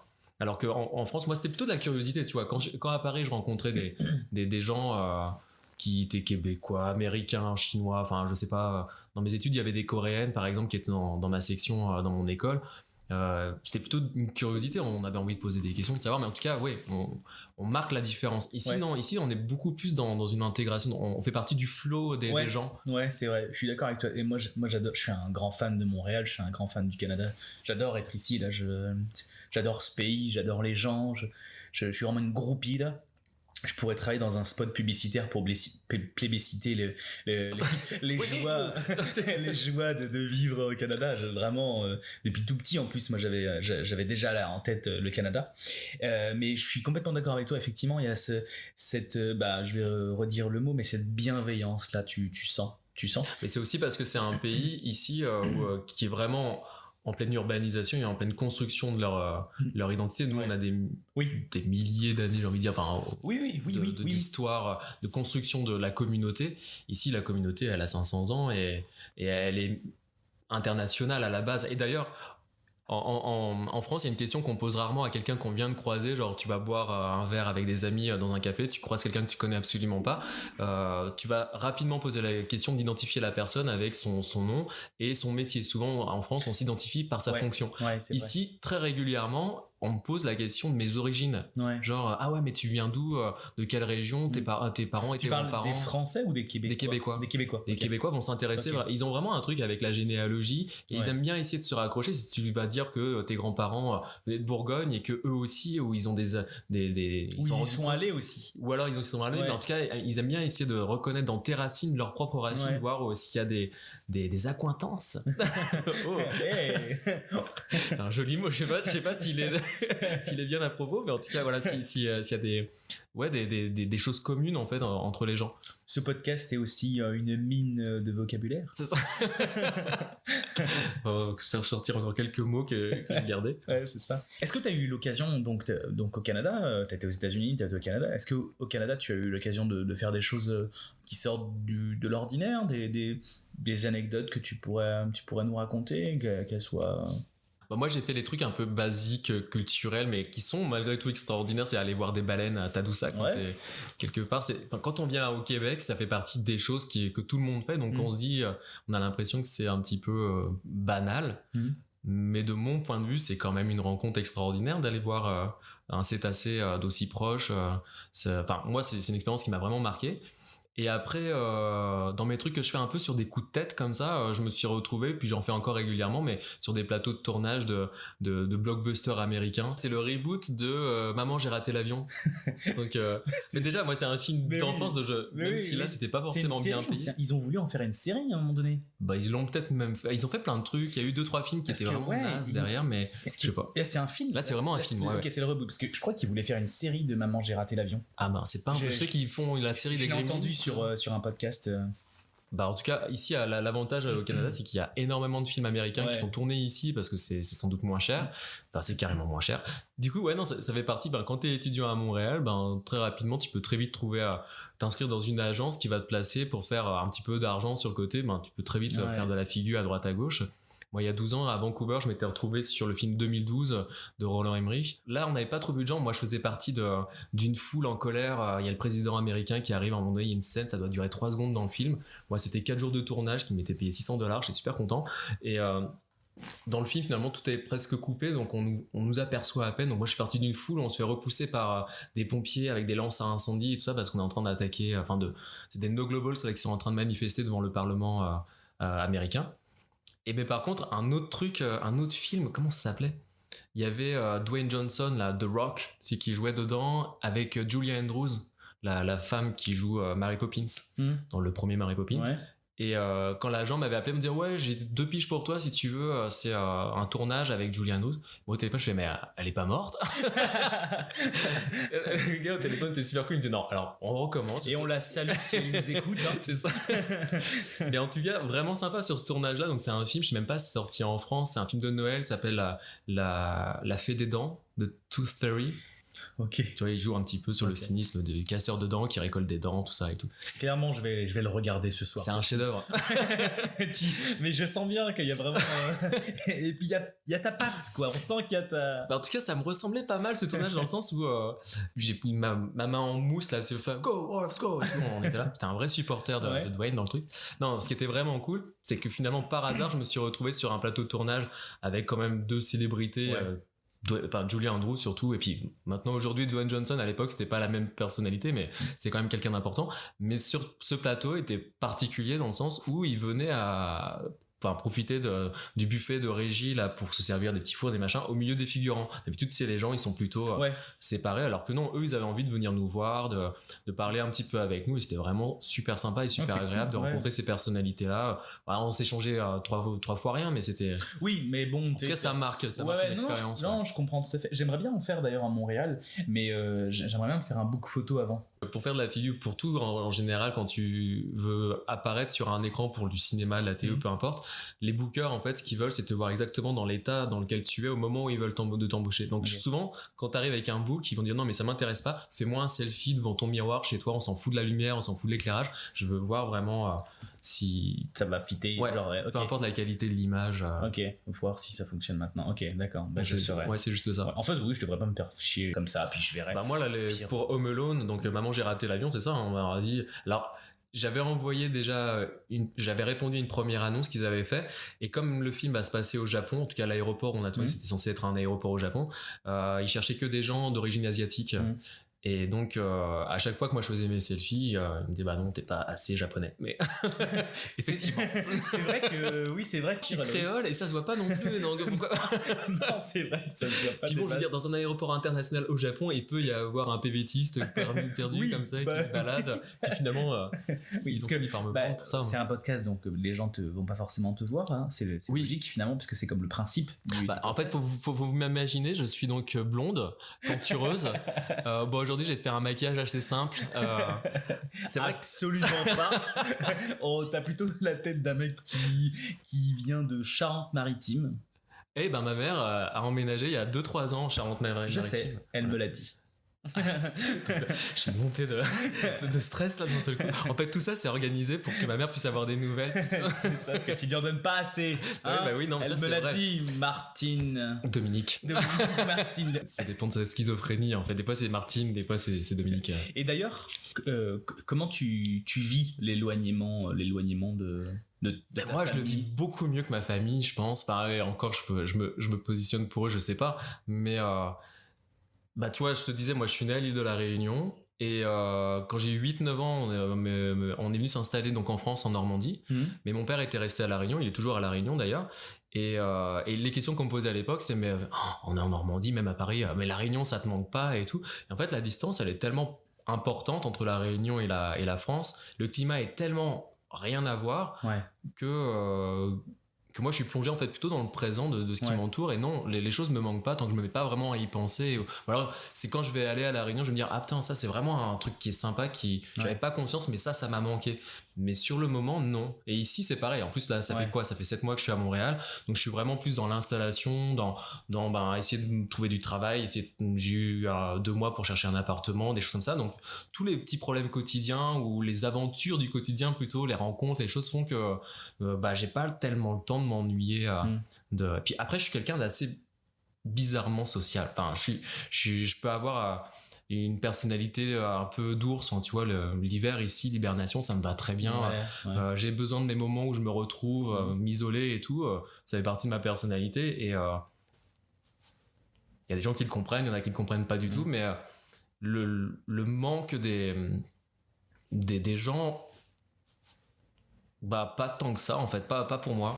Tu disais que pour toi c'est pas un problème, mais pour ta famille ça l'est un peu plus. Est-ce que tu veux en parler ? Non, parce que je sais qu'en général je me rends compte que quand je donne des nouvelles, les gens sont super contents d'avoir enfin des nouvelles. Donc c'est là que je prends conscience en fait que oui, j'en donne peut-être pas suffisamment. Ou, Après, moi, je suis du genre à vouloir donner des nouvelles quand il y a un truc à dire. J'ai jamais su en fait appeler toutes les semaines mes parents ou des gens pour leur dire bah voilà, mon pote, il se passe ça, il se passe rien ou machin. Ouais, c'est un peu faire de la petite conversation alors. Ouais, mais des fois c'est nécessaire. Enfin, je crois qu'il y a. Je suis pas très bon à ça. Moi. Bah non, moi non plus. Donc je le fais pas, mais. Je sais pas faire. Elle est très très en relation avec sa grand-mère. Il y a des gens comme ça qui ont besoin de régulièrement, tous les jours, tous les 2 jours, toutes les semaines, avoir certaines personnes de leur famille au téléphone. Des fois, c'est juste pour rien se dire, juste se dire, bonjour, tout va bien, ok, bisous. Ça peut être juste ça en fait. Ouais. Un échange, moi, c'est un truc, j'ai pas ça, j'ai pas le réflexe. Donc moi, les voyages comme ça, je les vis vraiment très très bien. J'ai pas trop le mal du pays. J'ai l'impression d'être un monstre plus j'y pense. Non, pas du tout. En fait, y a pas de. Je crois que quand on s'expatrie ou quand on part en voyage, il n'y a pas de bonne ou de mauvaise solution, il n'y a pas de bonne ou de mauvaise raison, il n'y a pas de bonne ou de mauvaise technique. Chacun vit son expatriation de manière complètement différente. Je pense qu'on va bien le voir au fur et à mesure des podcasts, avec le micro et moi. Mais aussi, j'ai eu l'occasion, là, moi, d'en parler. Ça fait déjà 2 ans que je vis à Montréal. Et la majorité des gens que je rencontre, c'est des gens qui sont expatriés, qui voyagent, etc. C'est d'ailleurs ça aussi qui m'a donné l'envie de faire ce podcast. Et on voit bien que tout le monde a des histoires complètement différentes. Les gens vivent les choses complètement différemment. Donc en fait, non, il n'y a pas de bonne ou de mauvaise... Ouais, non, mais c'est vrai que... Je pense aussi le fait de voyager, les distances sont moins importantes, psychologiquement. Ouais. Quand moi j'étais à Paris par exemple, des fois se dire prendre un train qui va faire je sais pas 2-3 heures de train pour aller voir ma mère à La Rochelle, je veux dire oh là là mon dieu le métro c'est toute une organisation, c'est pénible et tout. Et ici par exemple faire un Montréal-New York, c'est je sais plus 11 heures de bus. Voilà, c'est vraiment pas comparable, mais de même que quand je suis arrivé ici, moi ça me semble pas impossible de faire des allers-retours avec la France régulièrement quand j'aurai un travail. Mais alors que je sais que c'est sur le ton de la plaisanterie, mais ça a été pensé en fait. J'ai des amis qui m'ont dit bah écoute, si tu t'en vas quoi. Donc c'est loin. Enfin le Canada c'est pas à côté. En gros c'est presque un adieu. Alors que moi je trouve ça bête. Moi j'ai eu ce cas-là avec mon meilleur ami en France où je lui ai dit que je partais et je lui ai dit mais tu pourras venir me voir et tout, c'est cool. Et une de ses premières réflexions ça a été ouais mais bon c'est loin, puis le billet d'avion ça coûte cher et tout. Et il l'a dit parce que il dit les choses comme il les pense. Là on a toujours eu cette relation lui et moi, on parle librement, tu vois, mais en fait ça a comme brisé quelque chose entre nous et on se parle quasiment pas, on s'échange des messages tous les 4 mois sur WhatsApp, on s'écrit et ça a comme brisé quelque chose alors que c'est un pote que j'ai depuis que je suis tout petit quoi. On était au collège ensemble, je l'ai tout petit et en fait et on s'est connus pendant des années, pendant 15 ans je pense, 15 ans on se voyait, c'était mon meilleur ami et à partir du moment où je lui ai dit que je partais et hop pouf plus de nouvelles, plus rien, ça a pouf tout coupé. C'est dur d'entretenir, en fait c'est dur je pense pour nous en tant qu'expatriés ou en tant que voyageurs et pour les gens qui restent d'entretenir ce lien. On fait plus la même chose, on vit plus la même chose quoi. Ah ouais, je suis pas tout à fait d'accord. Moi je trouve qu'effectivement c'est difficile, mais moi le voyage ça m'apprend beaucoup le lâcher prise, comme l'impro ça m'apprend aussi beaucoup le lâcher prise, et je trouve que dans les relations comme ça il y a justement pour moi en tout cas l'importance du lâcher prise elle est là aussi, c'est-à-dire qu'il faut accepter qu'il y ait une distance qui est géographique qui a été mise en place, mais effectivement les liens en fait vont être un peu plus distendus, mais moi je suis le genre de personnalité en fait qui peut en fait mettre une distance géographique et dans une relation pendant un certain temps et se retrouver comme si on s'était pas quitté, tu vois 10 ans plus tard. Là par exemple, pour donner un exemple concret, j'étais en colocation à Paris pendant 4 ans avec des amis de mon école, dont une fille qui est vraiment une très très bonne amie, qui, quand moi je suis venu faire mon premier PVT en 2008, elle était partie à Londres pour faire ses études, continuer. Elle a beaucoup voyagé, elle est partie en Nouvelle-Zélande parce qu'elle a suivi son compagnon de l'époque, etc. Et maintenant, depuis 5 ans, elle est à Montréal, elle travaille ici. Et quand moi j'ai eu ce projet de revenir à Montréal, on a commencé un petit peu à reprendre contact. on n'avait jamais non plus complètement perdu, enfin on s'était pas perdu de vue non plus, mais en tout cas on avait genre un message ou deux par an, genre l'anniversaire, et puis voilà. Et puis quand elle a su que je revenais, on a très naturellement repris contact. Elle m'a hébergé ici les 2 premiers mois, le temps que je trouve un appartement qui me convenait. Et quand on s'est vu dans son appartement, elle m'avait laissé les clés dans sa boîte aux lettres. Je suis arrivé, elle était au travail, donc je me suis installé, elle était même pas là. Quand elle est arrivée, c'était comme si on s'était quitté la veille de notre colocation à Agnières-sur-Seine à Paris. Donc et moi j'ai ce truc là en fait avec pas mal de personnes. Je suis pas quelqu'un qui est très entouré avec beaucoup d'amis comme ça. En général, j'ai 2-3 amis autour de moi, rarement plus. Et puis, mais par contre, effectivement, on peut mettre une distance parce que la vie va nous séparer pour X ou Y raison. Mais quand on se retrouve, on se redécouvre pas non plus. C'est comme si, il y a des choses qui sont un peu évidentes en fait. Donc c'est pour ça que moi, comme j'ai souvent connu ça finalement, j'ai confiance en ça en tout cas. Je me dis là il y a une distance qui s'installe en ce moment. C'est pas pour autant que dans 15 ans je vais pas faire toc toc et puis on va se retrouver quoi. Que ça posera pas de problème. Mais en fait j'ai peut-être touché le doigt sur la vraie amitié. C'est peut-être ça la vraie amitié. C'est le fait que on veut avoir plein de gens autour de nous, et en fait mais il y a des vraies personnes sur lesquelles effectivement tu peux compter genre 10-15 ans après, puis que en fait t'as l'impression de pas les avoir quittés et que t'as pas besoin de te justifier de toutes ces années et qu'il n'y a pas de malaise. Je sais pas, c'est vrai, je pense qu'il y a quelques personnes autour de moi qui sont un peu, que je pense que ça se passerait comme ça, et d'autres que j'ai laissés en France que non, je vois bien là. Des fois t'essaies juste de provoquer une rencontre parce que tu dis tiens je repasse dans la même ville là où t'es, et puis tu te rends compte que non, on n'a plus rien à se dire, puis il faut l'accepter, ça c'est partie du lâcher prise aussi, c'est ça. Moi j'ai participé à un atelier d'intégration à la C-Team que je recommande à tout le monde quand on débarque à Montréal, ce qui est vraiment cool. J'en ai entendu parler, je l'ai pas fait mais j'en ai entendu parler. C'est vraiment bien. Il y a aussi l'association Hirondelle. Hirondelle. Mais là, j'espère faire un autre truc avec Hirondelle, justement, je pourrais comparer. Attends, je reviens sur la City. Ce qui était intéressant, en fait, l'intervenant qui était là nous expliquait, en fait, justement, dans les différences culturelles entre les Français et les Québec, c'était la façon, justement, dont on crée son cercle d'amis. On le fait absolument pas de la même façon. Et on entend souvent, d'ailleurs, des anciens expatriés français qui rentrent en France, ou même des Français qui vivent mal leur intégration ici, qui ne comprennent pas, en fait, les non-rencontres avec les Québécois. Le côté, on a l'impression qu'on va se tutoyer très rapidement, mais en réalité on n'a pas réussi à percer leur réseau, on n'a pas réussi à s'en faire vraiment des amis. En fait c'est souvent des gens qui sont encore dans la comparaison avec le système français qui vont dire ça et qui veulent pas accepter qu'ils ne réagissent pas et qu'ils ne vivent pas les relations humaines de la même façon. Là elle prenait l'exemple, c'est visuel donc ça va être compliqué en podcast, mais un Français en fait on voit il faut imaginer qu'on est au centre d'une cible, tu vois, une cible sur laquelle tu jettes des fléchettes là. Et en fait, le cercle le plus proche autour de toi, ça va être ta famille et tes amis extrêmement proches. Un peu plus à l'écart, ça va être tes amis que tu vas voir régulièrement, mais voilà. Ensuite, un peu plus loin, tu vas avoir les relations de travail, justement. Et en fait, tout ça, c'est concentré que toi, t'es au centre et c'est que des cercles de plus en plus éloignés autour de toi.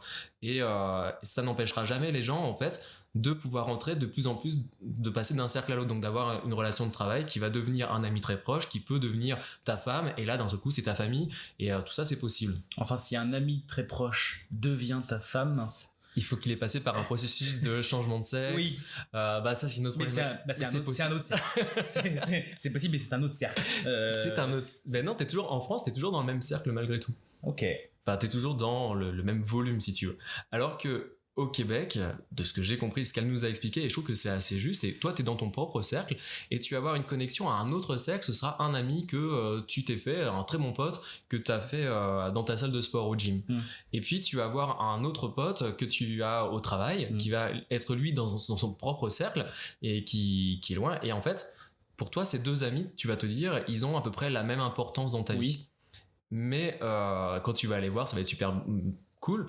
Mais par contre, si tu vas croiser au travail par hasard ton pote du gym, il va avoir une distance qui va créer en fait parce que on n'est plus dans le même environnement, dans le même endroit, et d'un seul coup tu vas dire mais là c'est bizarre, c'est comme s'il me connaissait pas. C'est comme croiser cette personne au supermarché, il va à peine te regarder, à peine te saluer et tout, parce qu'on n'est plus dans le même environnement, on n'est plus et de même que c'est plus le même environnement, ce sera très difficile de les faire se rencontrer. Genre l'ami que t'as au gym et l'ami que t'as au travail, tu te dis tiens je vais essayer de faire une soirée pour réunir tout le monde comme on ferait assez naturellement en France.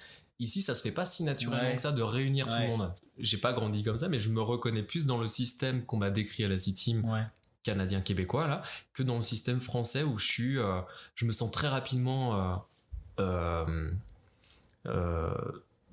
débordé en fait par trop de sentiments, trop de l'impression de devoir pas rendre des comptes, mais te justifier. Ouais, je sais pas comment le dire, mais en tout cas il y a quelque chose où à un moment donné j'ai l'impression que il faut réussir à faire plaisir à tout le monde en même temps. Enfin, je sais pas, il y a quelque chose. On est un peu au service des relations que t'as avec les gens.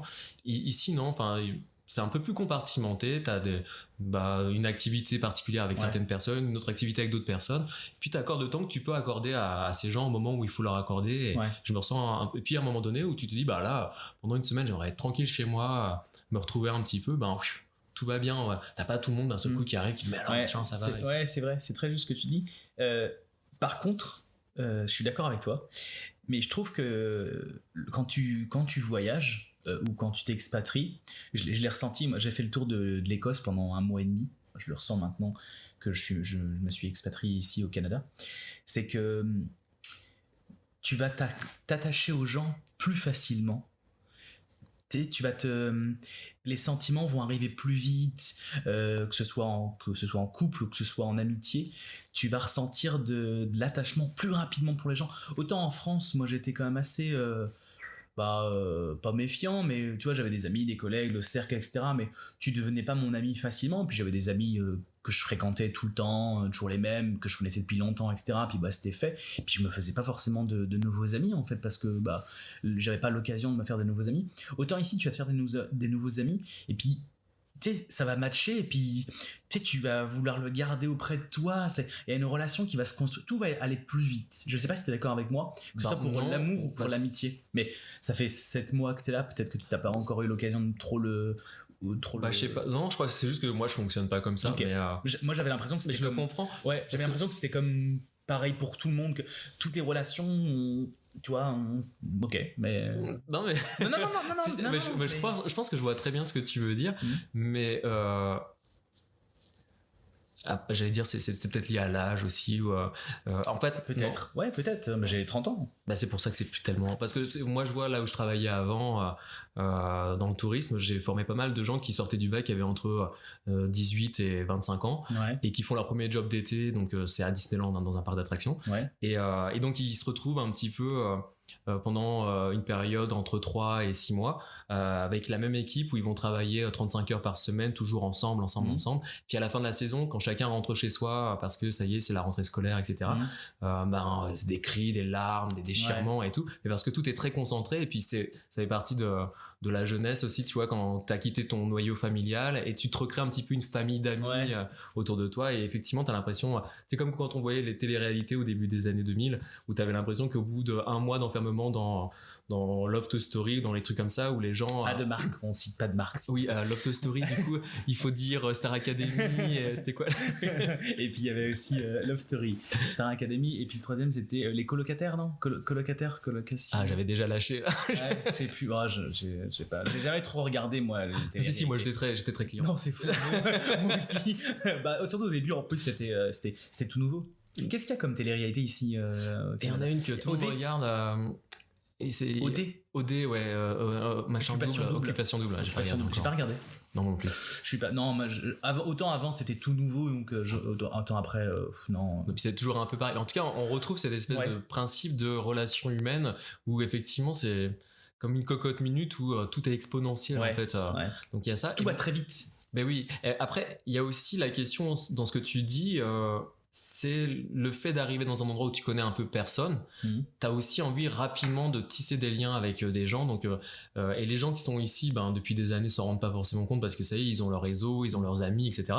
Mais toi, quand t'arrives, en fait, tu prends conscience en fait que ça va te demander peut-être un effort, ou du coup tu vas provoquer, je pense inconsciemment, des connexions plus rapides, plus fortes, pour le plus rapidement possible avoir ton cocon, ton confort amical autour de toi. Moi, c'est un peu comme ça que je l'analyserais en fait. Ouais.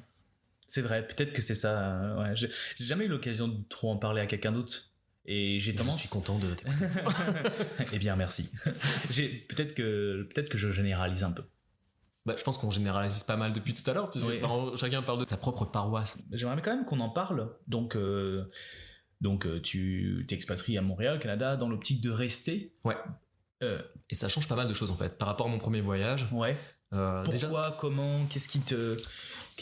Pourquoi rester en fait, qu'est-ce qui te fait dire que tu vas toujours aimer ça? Est-ce que tu peux en parler? Je suis absolument pas sûr que je vais toujours aimer ça. En tout cas, moi j'ai un truc un peu stigmatisé de Montréal qui fait que je suis revenu ici, que je m'y projette de plus en plus, et je m'y projetais déjà. Quand je suis rentré en fait de mon premier PVT en 2008, jamais je me disais tiens, dans 10 ans je repartirai à Montréal. J'avais d'autres projets, etc. Mais par contre, j'ai gavé mes potes, mais pendant jusqu'à ce que je revienne, avec mon pseudo accent québécois que j'avais appris à l'époque, dès que j'ai buvais un petit peu trop de bière, et je commençais à prendre cette espèce d'accent, et tout le monde me disait mais arrête, tais-toi. Mais du coup, attends, moi j'étais parti sur carrément autre chose. Oui, on parlait de le choix de rester ou non. Ouais. Et je trouve que ça change vraiment l'expérience. Et tu vois, pour moi, il y a aussi la différence entre l'expatriation. Les Français, quelque part, on est un peu les seuls quand on part s'installer à l'étranger, on va se déclarer comme expat. C'est un peu cool, ça fait un peu hipster et tout, et pas comme des migrants. Alors que, effectivement, dans mon expérience de mon premier PVT en 2008, j'étais vraiment dans la dynamique expat, ça veut dire toujours très rattaché à la France, parce qu'il y avait une date de retour qui était prévue, etc. Et du coup, tu voyages en faisant un maximum d'expérience, un petit peu avec inconscience, avec naïveté, tu fais tes trucs et tout. Et puis, après, tu retournes chez toi dans le vif du sujet. Mais là, aujourd'hui, je suis plus en mode migration. En fait, je suis migrant français.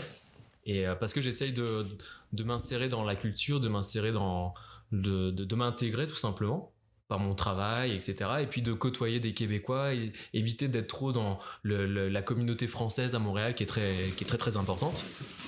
Dès que je sens que je suis en train d'aller à une activité qui ne concerne que les Français à Montréal, j'ai tendance un petit peu à fuir ça. Ah ouais? Ouais, parce que je me connais aussi, je suis quelqu'un, socialement parlant, j'ai pas énormément d'amis, je suis comme ça, mais je suis, dès que je vais avoir un petit confort, je vais avoir tendance à rester installé dedans. Donc là, justement, tu te forces à pas avoir ce petit confort. Ouais, pour constamment essayer de provoquer des nouvelles expériences, des choses que j'aurais pas forcément fait, que j'aurais pas, tu vois, par exemple, voyager tout seul, pour moi, c'est ça aussi. Souvent, c'est mieux de voyager à deux. Quand t'es en couple, moi je suis pas en couple, mais quand t'es en couple, je pense que ça peut être super intéressant de voyager ensemble. Mais moi, me connaissant quand j'étais en couple,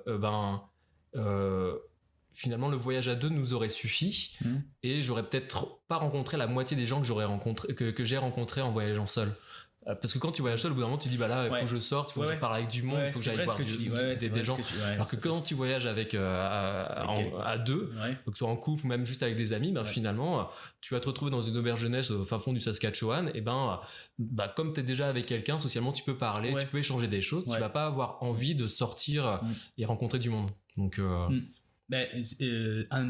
des voyages, je crois, un des plus beaux voyages que j'ai pu faire, c'est en Écosse. Ce que j'ai expliqué d'ailleurs, je suis resté un mois et demi et j'ai fait tellement de rencontres. Je suis parti tout seul, là. Je m'étais fait larguer, c'était en 2011 ou 2012. C'est bien, t'as le voyage de... moi j'ai souvent le voyage de post-largage. Dès que je me fais larguer, il faut que je fasse un truc. Ouais, effectivement. Donc je me fais larguer et je décide de partir en Écosse pendant un mois. Et j'ai rencontré tellement de gens, là. Je me souviens, j'ai rencontré des Québécois, j'ai rencontré des Américains, j'ai rencontré des Français, j'ai rencontré une Belge, et j'ai rencontré des Françaises aussi. Et j'ai fait un petit bout de chemin avec eux à chaque fois et tout. Ça me forçait, je me forçais à parler avec ces gens, en fait. Et t'es obligé, en fait, tu te forces. Parce que et puis ça te fait du bien aussi, sinon au bout d'un moment... t'es tout seul. Dès que j'entendais un peu parler français ou quoi, ou je sais pas, Mais par contre, voyager tout seul, ça nécessite d'être quand même, comment dirais-je, bien avec soi-même. C'est difficile de faire des activités tout seul. Aller au cinéma tout seul, aller au restaurant tout seul. C'est intéressant. Aller se poser dans un café tout seul. Faut être courageux. Enfin, vraiment, c'est difficile. C'est difficile, en fait. Je crois que c'est juste... Je sais pas si c'est français, ça, pour le coup, mais... À un moment donné, quand t'es tout seul et que tu pars à l'étranger, si t'as envie d'aller voir un film parce que tu dis tiens, j'aimerais bien voir ce film, t'es obligé de le faire tout seul. Si tu connais personne, tu viens d'arriver dans une ville, et finalement tu le fais, et au début effectivement tu te regardes toi-même de l'extérieur en te disant tiens, mais les gens doivent me trouver bizarre, ou ils doivent se dire le gars il va au ciné tout seul, c'est chelou. Et en fait c'est juste toi qui t'imposes ce regard-là sur toi-même, en fait. Donc, la question c'est, est-ce que toi t'as déjà vu quelqu'un tout seul et que tu t'es posé la question? Non. Moi non plus. Bah c'est ça, alors pourquoi est-ce que là, toi, quand tu le fais tout seul, moi j'ai peut-être déjà vu des gens tout seuls aller au cinéma quoi, et je pense pas, je me souviens pas de me dire tiens c'est triste, il est tout seul. Oui, tu prends un livre, tu prends ton ordinateur si tu veux bosser sur un truc. Si t'as vraiment besoin d'un truc pour, mais si tu veux juste profiter de l'instant, c'est marrant parce que c'est un truc, une fois que t'es installé, que t'as un réseau, des amis, des trucs, ben tu le fais de moins en moins, mais en tout cas de temps en temps, moi en tout cas ça me fait du bien d'aller voir un film tout seul. Enfin, j'aime d'ailleurs voir des films tout seul. Parce que je supporterais pas que quelqu'un, enfin j'aime pas quand quelqu'un me parle pendant le film, ou j'ai besoin d'être je suis un peu monomaniaque, vraiment j'ai l'impression des fois d'être dans l'écran avec le truc, mais vraiment du coup dès qu'il y a quelqu'un qui va manger du popcorn, me parler, me faire une remarque, ça me sort d'un seul coup de l'histoire et je reprends conscience que c'est une fiction, ou un docu, peu importe, mais et moi ça fait partie des choses que je me suis un peu promis à moi tout seul en partant déjà pendant mon premier PVT, c'est ne plus attendre d'autres personnes pour faire quelque chose. Dire mais j'ai envie d'un truc, mais je le fais. Et quand t'es chez toi c'est plus difficile, quand t'es dans ton confort. Quand t'es parti, bah t'es dans la situation la plus idéale finalement pour juste te dire là tout de suite c'est quoi qui me manque, de quoi j'ai envie, de quoi j'ai besoin, je le fais. Enfin voilà, si t'arrives à mettre un mot sur un besoin ou sur une envie, t'as plus qu'à en fait. Et ça c'est vraiment enrichissant. Le bémol par contre, quand tu voyages tout seul, tu te rends compte après que tous les moments que t'as fait, que t'as partagé avec du monde, ce sont finalement les moments les plus riches de ton voyage. Et du coup tu peux te faire la réflexion, est-ce que c'était pas une bêtise d'avoir fait certains voyages tout seul?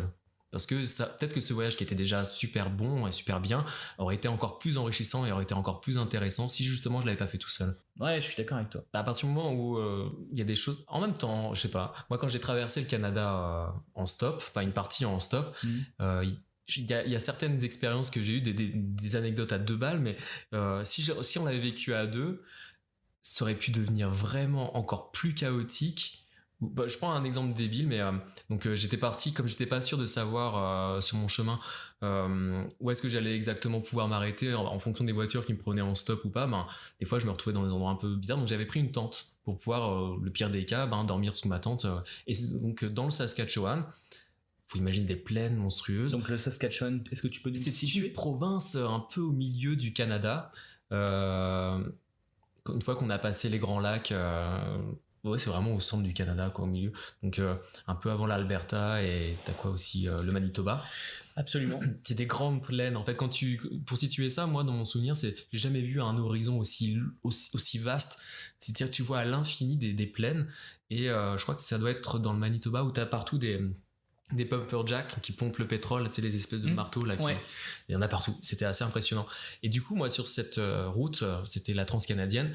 J'étais très optimiste parce que je ne m'étais pas imaginé qu'en réalité, il y avait 2 voitures qui passaient tous les 3 jours, et que ces 2 voitures, quand ils voyaient un gars qui faisait du stop au bord de la route, ils pouvaient un peu flipper de se dire mais il est bizarre lui de faire du stop ici, il n'y a rien, il n'y a personne et tout, donc je m'arrête pas, ça va être un malade. Donc en fait, moi je suis resté coincé presque 3 jours et demi au même endroit sur la route. J'avançais au fur et à mesure avec toute ma maison sur mon dos en fait.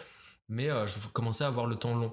Et puis t'avais prévu de la nourriture c'est ça. Moi je suis parti un peu.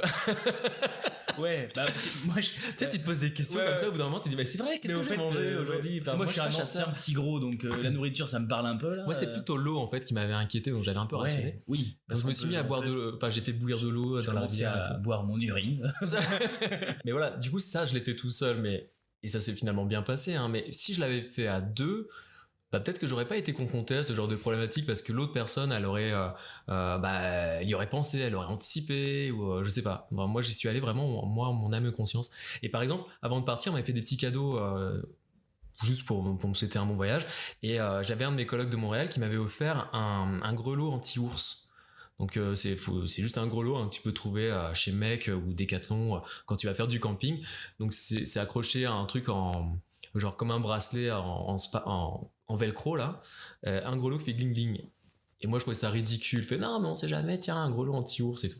Et en fait j'ai compris après comment ça fonctionnait ce truc, c'est que quand tu marches en rando dans la forêt, t'as ton grelot qui fait gling gling tout le temps. Du coup l'ours qui est dans son territoire, mais son territoire s'étend sur des hectares et des hectares, quand il t'entend et qu'il est à 3 km de toi, il t'a déjà entendu avec ton petit grelot, donc il est pas surpris de te croiser. Et s'il est pas surpris, il sera pas agressif. Donc t'es à peu près tranquille. Par contre, si t'as pas ton grelot et que là t'es rentré sur son territoire et il t'a pas entendu, et que à la dernière minute tu tombes nez à nez avec lui, là il va être surpris et il va te foutre un grand coup de patte dans la tronche parce que il a eu peur en fait à la dernière minute de voir quelque chose qu'il n'avait pas anticipé dans son périmètre. En tout cas voilà, moi je suis parti sur ma route avec mon petit grelot et puis dans le Saskatchewan j'étais sous ma petite tente en pleine nuit et j'ai entendu un espèce de brouhaha à côté de ma tente, là où j'avais laissé mon sac à l'extérieur avec ma barquette de figolus et des trucs. Et le lendemain, en fait, c'était complètement ravagé. Les figolus. L'espèce de viande séchée qu'on te vend aussi dans les relais routiers et tout. J'aime là. beaucoup ça. Le pémican et tout ça. Ouais, j'aime beaucoup ça. J'avais tout ça dans mon petit sac à dos et tout. Et voilà. Et donc, je pense, j'ai jamais vu l'animal, hein, mais j'ai été visité par dans le Saskatchewan, ça va être un ours brun, il n'y a pas de grizzly ou de trucs comme ça. Et il était là. Mais moi, en tout cas, en pleine nuit, j'étais dans ma tente. Et j'entendais un gros raffut à côté de moi. Et là, j'ai pensé à mon petit cadeau de mes colocataires et tout. Et j'étais sous ma tente, j'étais là, gling, gling, gling, gling. Genre, en fait, je t'ai pas dit, mais je suis là. Et là, le gros petit grelot qui s'arrête, qui regarde la tente et qui se dit, ah, tiens, il y a l'autre con qui. Il y a un français là-dessous. Il y a l'autre con avec son gling, gling, gling. C'était lui. Mais c'était ridicule. Mais voilà, en tout cas, si j'étais à deux. Bah, je sais même pas si j'en serais venu dans cette situation où tout ça, parce que en fait j'étais mort de trouille hein, sous ma tente, je me cache pas, mais en même temps j'étais mort de rire parce que je me voyais de l'extérieur et tout avec mon petit grelot comme ça gling gling gling gling sous ma tente. Et à deux, je pense que soit c'était une crise de panique à deux en fait où la tension elle monte, on part en courant limite à agresser l'animal ou se faire agresser pas vraiment ou carrément rationaliser. Et je sais pas c'est quoi la bonne technique dans ces cas-là. T'es sous ta tente, tu sais que t'as pas de bouffe sur toi, il a aucune raison de venir te voir. Bah t'espères que t'as pas de bouffe sur toi. Parce que moi sur le moment je m'étais pas dit cette nuit je risque peut-être potentiellement d'avoir la visite d'un animal. Jamais de nourriture dans une tente. Bah moi non je dis ça c'est pour rigoler. oui tu laisses toujours accrocher à un arbre ton truc à 10 mètres de ta tente. En vrai tu le fais pas. Bah non c'est ça. En général quand tu plantes ta tente, surtout moi j'étais en stop donc je plantais ma tente, au moins je me disais bon bah là vraiment je capitule pour aujourd'hui, il y aura plus de voitures, donc il faisait déjà nuit, donc j'étais vraiment à l'arrache, je me mettais à 100 mètres de la transcanadienne, je trouvais un endroit un petit peu isolé, voilà, mais donc j'anticipais pas de me dire je vais potentiellement me faire visiter par un animal sauvage au bord de la transcanadienne quoi. Et le lendemain matin quand tu t'es réveillé que t'as regardé ah bah il y avait les fougères, les machins, tout était retourné. Et ton sac il était déchiré, ouvert, enfin non il avait ouvert la fermeture éclair. Non c'était très non mon sac il avait rien. Parce qu'il aurait pu le déchirer en fait. Soit c'était ouvert, je sais pas. Peut-être qu'il était déjà ouvert. Non, j'ai pas eu de problème matériel dans mon sac, j'ai pas de problème matériel. En vrai, s'il y a de la nourriture dans le sac et qu'il veut accéder au sac, bah. Il prend le sac, il le défonce. Je le vois mal avec sa petite griffe ouvrir des IP proprement. Non, moi, le souvenir que j'ai, c'était vraiment la végétation qui était complètement retournée. Okay. Si mes affaires étaient déplacées, les quelques trucs que j'avais posés, genre mes chaussures et tout, c'était plus à l'endroit où je les avais laissés, c'était un peu éparpillé. Ouais. Mais ça a pas cherché. Okay. Et peut-être qu'effectivement, quand j'ai fait gling, il avait eu peur. Peut-être qu'il a pris peur et que du coup, ça l'a interrompu. C'est possible parce qu'on a cette image des ours qui vont t'attaquer et tout. Bon, en fait, ils sont craintifs, hein, ils ont peur, ils ont pas envie de s'attaquer à toi. Souvent, quand ils t'attaquent, c'est soit c'est une femelle avec ses petits qui se défend, soit c'est le coup de la surprise. Ils t'attaquent pas pour te bouffer, ça bouffe pas. Non, puis en plus, non, ils sont omnivores ou ils sont herbivores? Bah ça bouffe du poisson aussi. Donc, je pense que du miel et du poisson, pour moi j'ai l'image du grizzly qui chope son saumon et de Winnie avec son miel. Les ours se nourrissent essentiellement de miel et de poisson. Et quand ils ont de la chance, ils mettent du saumon dans du miel. C'est très très bon d'ailleurs. Ah ouais? Non, j'en sais rien. Ah bon? Non, j'en sais rien. Ok, ouais. Mais alors, comment s'est fini cette histoire? Comment t'as mangé, t'as bu? Non, après j'ai été pris en stop par un comment on appelle ça, un ours? Non, j'aurais bien aimé. Tiens. tu retrouves l'ours de la nuit, tu le retrouves dans un camion, tu sais qu'il s'arrête. C'était toi, je reconnais, il avait mis. Et là tu le regardes et tu fais gling gling gling. Et il se casse. Non, finalement j'ai eu un coup de bol, enfin deux. Il y a eu un natif, c'est ça le mot que je cherchais. Un natif de amérindien de là-bas. Et en fait, il m'a emmené voir un powwow. Un powwow, c'est une espèce de cérémonie en fait où t'as tous les gens de leur communauté qui s'étaient réunis en fait pour je crois que ça se passait sur une semaine où ils font des espèces de cérémonies traditionnelles de leur culture. D'accord. Donc ça passait avec des costumes traditionnels, ils faisaient un grand bûcher avec des chants, des danses, etc. Cool. C'était cool, avec des gens qui planent à fumer qui allumaient de la paix et tout. Enfin moi je fume pas rien du tout, donc ça m'a vraiment impressionné. Et mais moi je suis arrivé, c'était le dernier soir en plus, donc je sais pas si c'était un petit peu le truc. Mais t'étais le seul étranger? Ouais, en fait la chance que j'ai eue c'est que donc ce gars qui m'a pris en stop, lui en fait il travaillait à Toronto je crois, et du coup il allait chercher sa mère qui participait à ce pot. Donc quand on est arrivé, c'était un peu la fin du truc, donc mais ils allaient le démonter le lendemain. Et lui, il m'a dit, bah écoute, si toi t'es français, donc on avait beaucoup parlé sur le voyage et tout. Il m'a dit, bah faut que je te montre des choses intéressantes de moi. Enfin, si ça te dit, si t'es pas en mode je trace jusqu'à Vancouver sans voir ce qu'il y a autour de moi, bah viens, on fait un détour. Je vais chercher ma grand-mère dans ce pot, et puis là-bas tu pourras retrouver une voiture plus facilement avec quelqu'un d'autre. Il m'avait aussi emmené voir des espèces de peintures rupestres, c'était assez étonnant, dans des petites cavernes au bord du lac supérieur, je sais plus lequel. Enfin en tout cas on a vu des peintures, et il m'avait expliqué que c'était des enfants des tribus qui depuis toujours en fait venaient pour dessiner leur totem. Donc t'avais genre un lapin, un orignal, un bison, et au milieu de tout ça en fait c'est le truc un petit peu qui attire tous les touristes, c'est que t'as une espèce de créature, on dirait un peu un monstre du Loch Ness. Donc il y aurait un enfant, son totem c'était genre un truc qui vit dans le lac à côté, c'était le monstre de Mississauga ou un truc comme ça, je sais plus exactement le nom. Mais en tout cas ça faisait partie des rencontres que j'ai fait qui étaient vraiment intéressantes.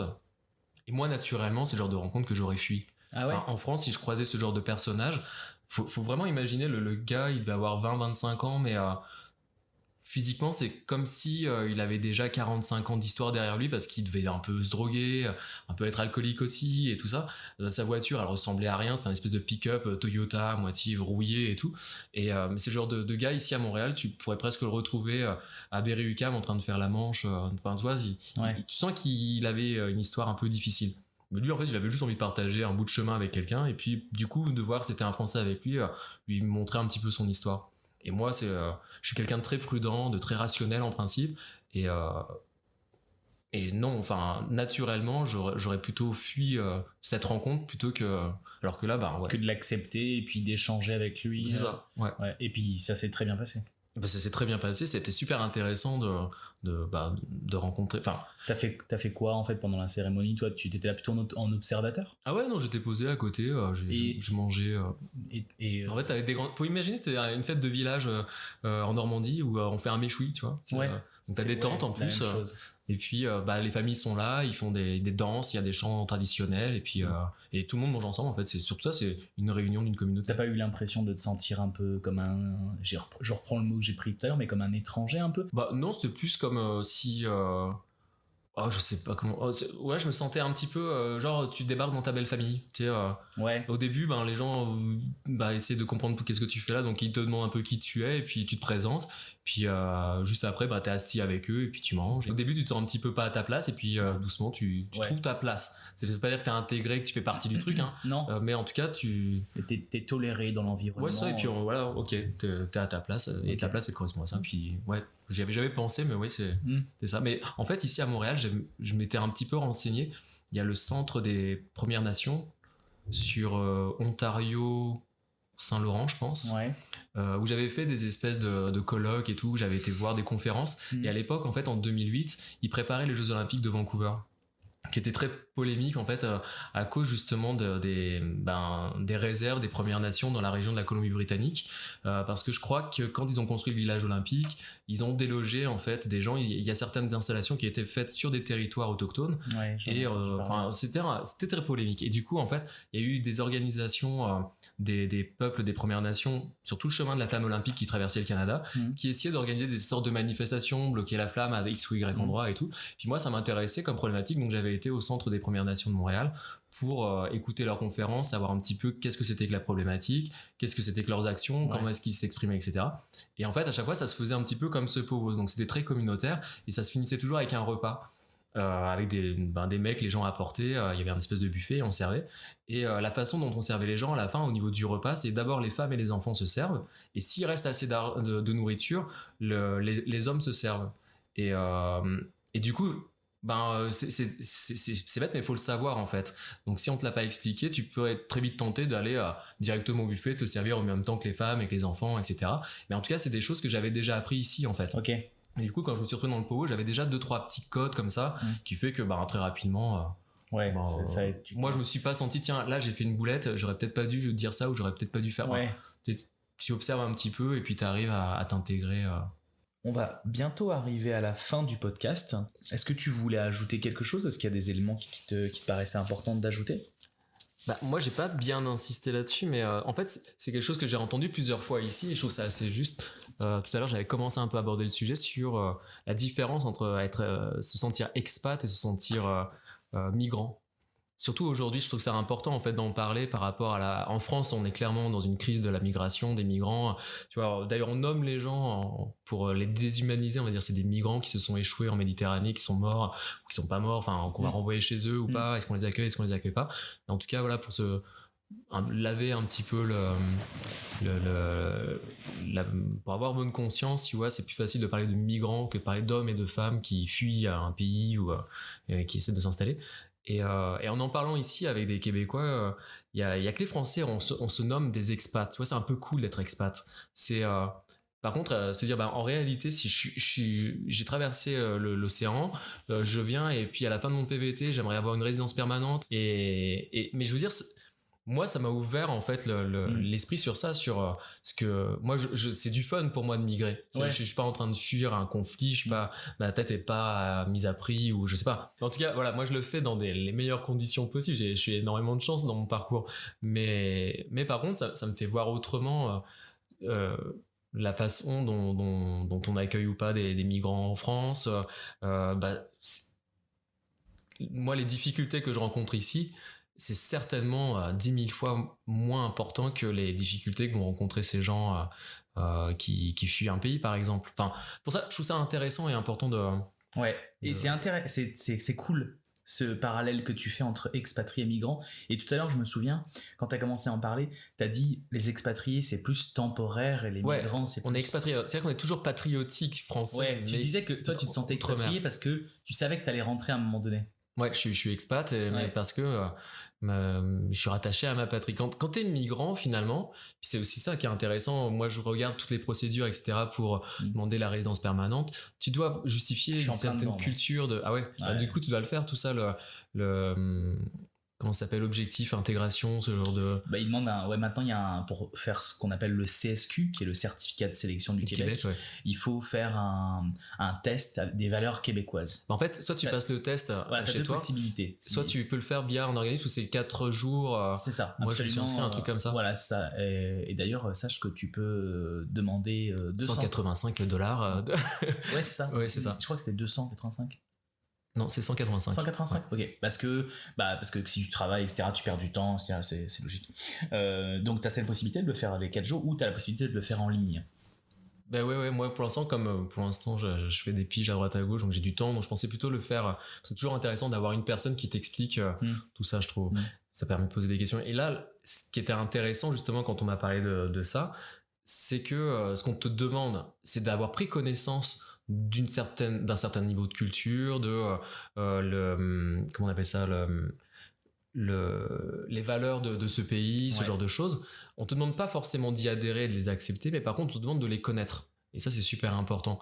Ils font vraiment cette distinction entre le fait de les accepter. C'est ce qu'on m'a dit. Ouais. Okay, là, on te demande pas de jurer sur le note d'accepter en fait les valeurs québécoises. Par contre, tu te dois de les connaître et de les savoir. Ok. Tu peux très bien. Tu vois, c'est comme si on te disait, tu arrives dans un pays. Voilà, pour prendre un exemple vraiment qui va être cash, t'imagines que on imagine un pays qui est complètement catholique. Toi, tu viens, t'es pas du tout catholique, et on te dit, écoute, c'est bien, on t'accepte comme migrant, tu dois connaître en fait notre religion catholique. On te demande pas d'être catholique. Par contre, on te demande quand même de savoir où est-ce que tu mets les pieds et c'est quoi ce qu'on pratique. Ouais, ce qui paraît logique en fait. Tu t'intéresses un petit peu là. C'est même pas un petit peu, c'est-à-dire que là on te demande d'assurer un minimum de culture générale, politique. Mais ça, c'est ce qui est cool avec le Canada en fait, c'est qu'en fait ils ont une vraie politique d'immigration. Bah, elle est raide un peu quand même. Non, c'est cool et c'est pas. Enfin, oui, c'est cool, mais elle est pas cool à intégrer. Non. Enfin, il faut rentrer dans les cases. Mais oui, mais il y en a une en fait. Tu l'aimes ou tu l'aimes pas, mais il y en a une. Ouais, et puis elle est claire. Elle est bonne ou elle est pas bonne, mais il y en a une, quoi. Ouais. Il y a plein de pays, et je suis désolé, j'ai pas envie que ce podcast tourne autour de la France, mais en France, on se plaint tout le temps de l'immigration, etc. Mais il n'y a pas de politique d'immigration, en fait. Elle est pas claire, ou il y en a pas, ou elle est pas connue, tu vois. Je pense qu'on la communique mal. Ouais. Mais pour avoir rencontré 2-3 personnes qui justement galéraient énormément pour avoir des papiers, ici je pense que tu galéreras moins comme en France, parce qu'en France par contre tu vas être toléré beaucoup plus longtemps sur le territoire en situation de pas de papier. J'ai l'impression qu'en France ça c'est extrêmement souple, alors qu'ici c'est quand même raide, c'est-à-dire que si t'as pas obtenu ta CSQ à la fin si t'as pas de résidence permanente, si t'as pas un permis fermé à 75, ce genre de choses, et que t'es toujours sur le territoire canadien, tu te fais tout petit. Parce que si jamais tu fais l'erreur de t'approcher d'une douane ou de sortir du pays, c'est sûr que tu reviens pas. Éternuer devant un policier. Si tu te fais contrôler, on se rend compte, on te ramène gentiment chez toi. Et puis, En France, effectivement, tu vas aller... tu vas dans un centre de rétention, c'est pas une prison. Effectivement, ils sont quand même plus souples par rapport à ça, alors qu'ici, c'est quand même assez... puis avec les systèmes de procédure française, il me semble que tu peux faire traîner un peu les choses. C'est-à-dire que tu peux avoir des espèces d'assouplissement de ton statut, le temps de te régulariser. Puis, je dis pas que c'est plus facile. Après, on va quand même remettre un peu les choses dans leur contexte. On vit pas la même situation non plus que les migrants. Enfin, je veux dire, eux, ils viennent, pour ceux qui font la demande, etc., qui quittent leur pays. On vient de pays, c'est des pays en guerre. Oui, c'est ça. Ce que je disais tout à l'heure, c'est. Nous, on est des migrants dans le sens administratif du terme. On a des bonnes situations, on se passe bien. Non, c'est parce que je disais, on est dans une migration idéale. C'est juste parce que tu as envie de voyager, envie de partir. Bien sûr. Mais c'est très juste ce que tu dis. Oui, c'est vrai. En fait, on se donne ce terme d'expat parce que c'est un peu fun. En fait, on est des vieux migrants avec notre valise, quoi. En tout cas, moi j'ai l'impression de tenter ma chance. Un petit peu comme. Moi j'ai une tête de couscous, alors en fait je suis en plein dans le cliché. Et t'as eu des soucis à cause de ça ou pas de... Ah non, pas du tout. Dans ton parcours de migrant ou d'expat Non, pas du tout. On m'avait dit, moi je suis bronzé, et je m'appelle Redouane. Genre quand tu squattais l'arrière de l'avion, c'était pas un peu louche le gars Non. J'ai un nom de famille qui est quand même très, très français.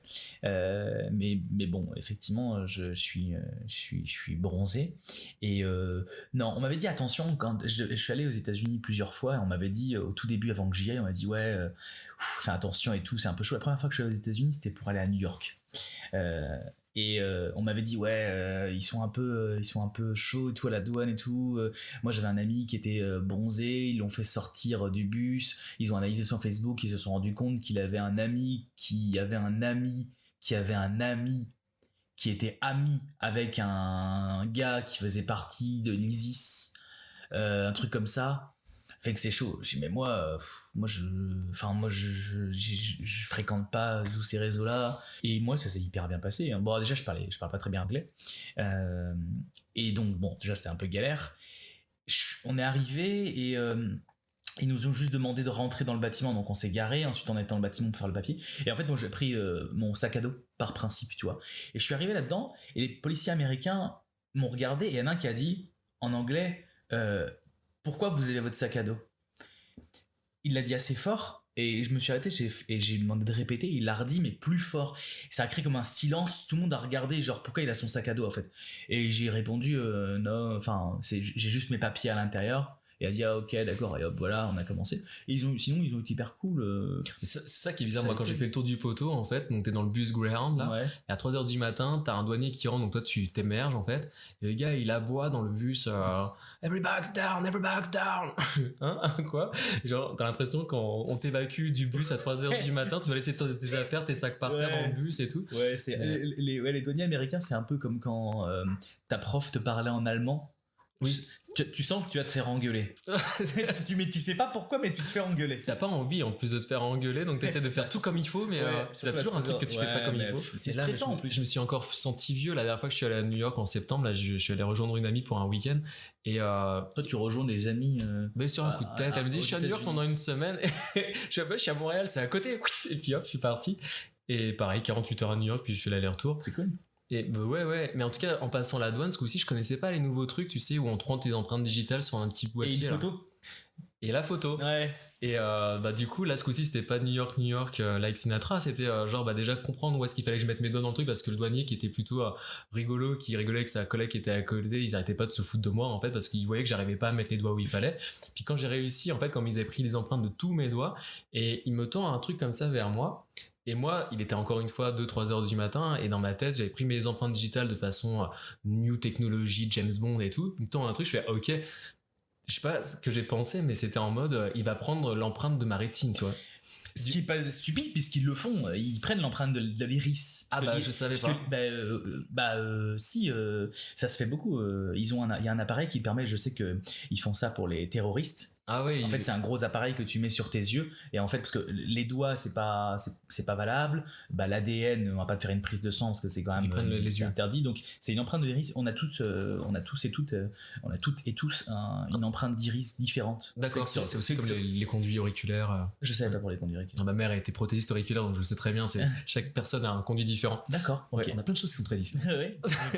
Mais du coup, ouais, moi donc, le gars, il t'approche un objet. Oui, en fait, c'était une webcam. Mais en fait, il l'approche comme ça pour prendre une photo d'identité bêtement. Okay. Sauf que moi, comme il avait pris mes empreintes digitales et quand il a fait ça, j'ai collé mon œil sur son truc. T'as collé ton œil sur la webcam. Il y a un moment où j'ai avancé comme ça pour être mon œil dessus. Bon, en fait, donc il tend sa main.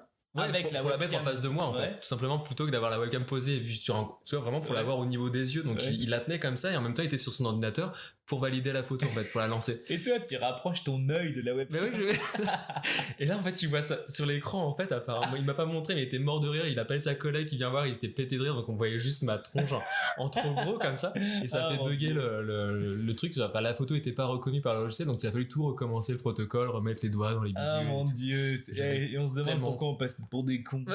Merci Loïs. C'est moi. Et moi et les douaniers, on a une grande histoire. Là, en arrivant à Montréal, le gars, il tenait à tout prix à m'expliquer. Donc sur un PVT, il y a certaines choses que tu as le droit et pas le droit de faire. Donc moi, comme j'ai pas fait une certaine visite médicale, j'ai pas le droit de travailler avec les enfants dans le domaine de l'éducation, avec des écoles, des trucs comme ça. Et après, il y a tout ce qui est travailleurs du sexe, je sais pas quoi, travailler dans les bars à danseuses. Et c'est vraiment formulé sur mon papier. Je l'ai aussi. Ouais.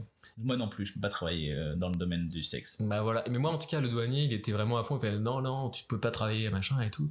Il me dit, parce que vous êtes monteur vidéo, et du coup, fait que tu peux comme pas travailler dans le domaine de la porn, parce que la porn, tu comprends, ça fait partie du travailleur du sexe. Est-ce qu'on veut vraiment financer ça, nous autres Canadiens? Je suis comme pas bien sûr. Et du coup, il a insisté assez vraiment. Je fais, mais en fait, je me sens pas plus concerné que ça. Ouais, mais t'as déjà fait du montage vidéo? Du tout, absolument pas. Non. Jamais. Non, je crois que juste lui, ça le faisait marrer, en fait. Donc, il s'est fait ça. Moi, je voulais juste mon papier, puis partir, prendre mon bus et tout. J'arrivais de 7 heures de vol et tout. Et puis lui, il voulait vraiment avoir une interaction sur cette consigne très précise. Fallait pas que je travaille dans le domaine du porno. C'était important. T'as une formation de monteur vidéo. C'est ça. Donc, et réalisateur. Enfin, t'as fait de la réalisation ou tu fais de la réalisation? Ouais, accessoirement. Ouais. Je suis plus monteur vidéo. Ok, donc tu pourrais, en fait. Ouais. Ah, bah oui, c'est vrai que je pourrais, mais d'ailleurs, je vais commencer à y penser. C'est interdit. Bah non, c'est interdit ton PVT. Non, je crois que depuis. Ton PVT te l'interdit. C'est le douanier qui l'a dit. Ce podcast touche à sa fin. Très bien.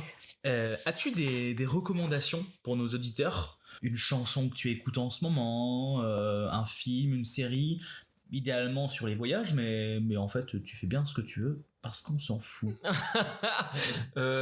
Alors sur les voyages, non, mais par contre, moi j'ai tendance à chercher soit un film effectivement ou de la littérature, des choses comme ça, de l'endroit où je suis quand je voyage. Ça me permet des fois, plutôt que de prendre un guide du routard ou un truc comme ça, essayer de me retrouver dans l'ambiance du livre ou du film. Par exemple, à Paris, je trouve ça super cool d'avoir lu un peu du Daniel Pénac. Et ici à Montréal, on a un peu l'équivalent avec Michel Tremblay. D'accord. Donc moi, je suis à fond en ce moment, je lis les chroniques du plateau Mont-Royal, ce genre de choses, où il raconte en fait son enfance et sa vie sur le plateau Mont-Royal dans les années 50, 60, 70, 80. Tu peux redonner le nom de l'auteur? Michel Tremblay. D'accord. C'est très québécois. Les chroniques du plateau Mont-Royal, donc c'est vraiment... Tremblay, c'est un nom qui est vraiment très québécois. Très québécois. Donc pour ceux qui veulent un peu... en fait, si t'as lu 2-3 histoires du chronique, qu'il y a dans les chroniques, après tu te balades sur le plateau tu reconnais en fait, tu peux vraiment te projeter. Il y a une des premières nouvelles, c'est La grosse femme d'en face est enceinte. j'écorche peut-être un peu le titre. Et enfin, c'est très visuel. Et puis, ce qui est génial avec Michel Tremblay, c'est quand il fait parler ses personnages, il écrit vraiment comme il parlerait à l'oral. Donc, tu peux entendre l'accent québécois en lisant, en fait. Et donc, ça, ouais, tu te projettes vraiment dans la ville où tu te promènes après, quand tu sors... le dimanche, tu prends ton appareil photo et tu peux te faire le tour du quartier où il habitait et limite tu peux reconnaître les noms. Je trouve ça génial. Ok, bah merci. Avec plaisir. Moi en ce moment, puisque tu me le demandes. Bah oui, s'il te plaît, c'est quoi toi? Moi en ce moment j'écoute Floodcast. Floodcast. Oui, avec Florent Bernard et Adrien Méniel. Voilà, c'est un podcast. T'écris comment Floodcast? Je vais chercher. Comme Flood, Floodcast. Floodcast. C'est Florent Bernard et puis Adrien Méniel, c'est des acteurs, auteurs, réalisateurs, YouTube principalement, et puis ils ont fait quelques films aussi, on les a vus dans plein de petites choses. Adrien Méniel, on l'a vu dans la série Groom. Donc j'écoute ce podcast là en ce moment. Voilà. J'irai chercher, moi j'aime bien les podcasts. Et je peux en donner un deuxième du coup, parce que tu fais penser à podcast. Là on a passé l'époque de Noël, mais moi du coup je faisais partie des expats à Noël, loin de la famille, des amis et tout ça. Je suis resté ici. Et du coup j'écoutais un super podcast qui s'appelle Le plus beau jour de ma vie. Déjà je vais te dire ce que c'est juste donc ces deux comédiens, lui et elle, qui se retrouvent en fait, ils les enregistraient qu'au niveau de Noël en fait, genre juste avant Noël et juste avant le Nouvel An, donc tu dois avoir 5 ou 6 épisodes parce qu'ils le font depuis 3 ou 4 ans. Et c'est 2 heures en fait où ils se parlent de tout et de rien, mais comme s'ils étaient genre la veille de Noël tous les deux sur leur canapé au coin du feu. T'as vraiment cette ambiance là quand tu les écoutes. Et ils se racontent soit une anecdote d'enfance, ils ont toujours un invité, genre il y a une invitée à un moment donné, c'est une gamine qui est championne de yodeli, tu sais le yodeli, des trucs suisses. Ah oui, ok. Mais c'est vraiment ça. Il y a un autre épisode où l'invité c'est un chasseur de fantômes, donc il parle de son métier de quand il rentre dans des maisons parce qu'on l'appelle parce que il y aura peut-être une présence démoniaque ou je sais pas quoi et tout. Et donc il les écoute avec beaucoup de crédit, mais ils passent leur temps à rigoler de ça, donc ils se moquent jamais, mais c'est toujours très très drôle. Puis avec cet accent québécois, leurs expressions et tout, c'est tellement imagé que ça a beau être un podcast radiophonique, moi je les vois et j'ai l'impression d'être avec eux avec mon chocolat chaud. Enfin à Noël c'était génial, j'écoutais ça, j'étais avec mon petit plaid comme ça sur mon canapé chocolat chaud avec eux qui parlaient et c'est vraiment vraiment très très bon à écouter. Ok, bah c'est noté. Merci. Merci à toi de ton accueil. C'était vraiment un plaisir. Ça m'a fait plaisir de t'avoir avec nous. Eh bien, bonne soirée. Bonne soirée. Au revoir. Merci Redouane. Salut.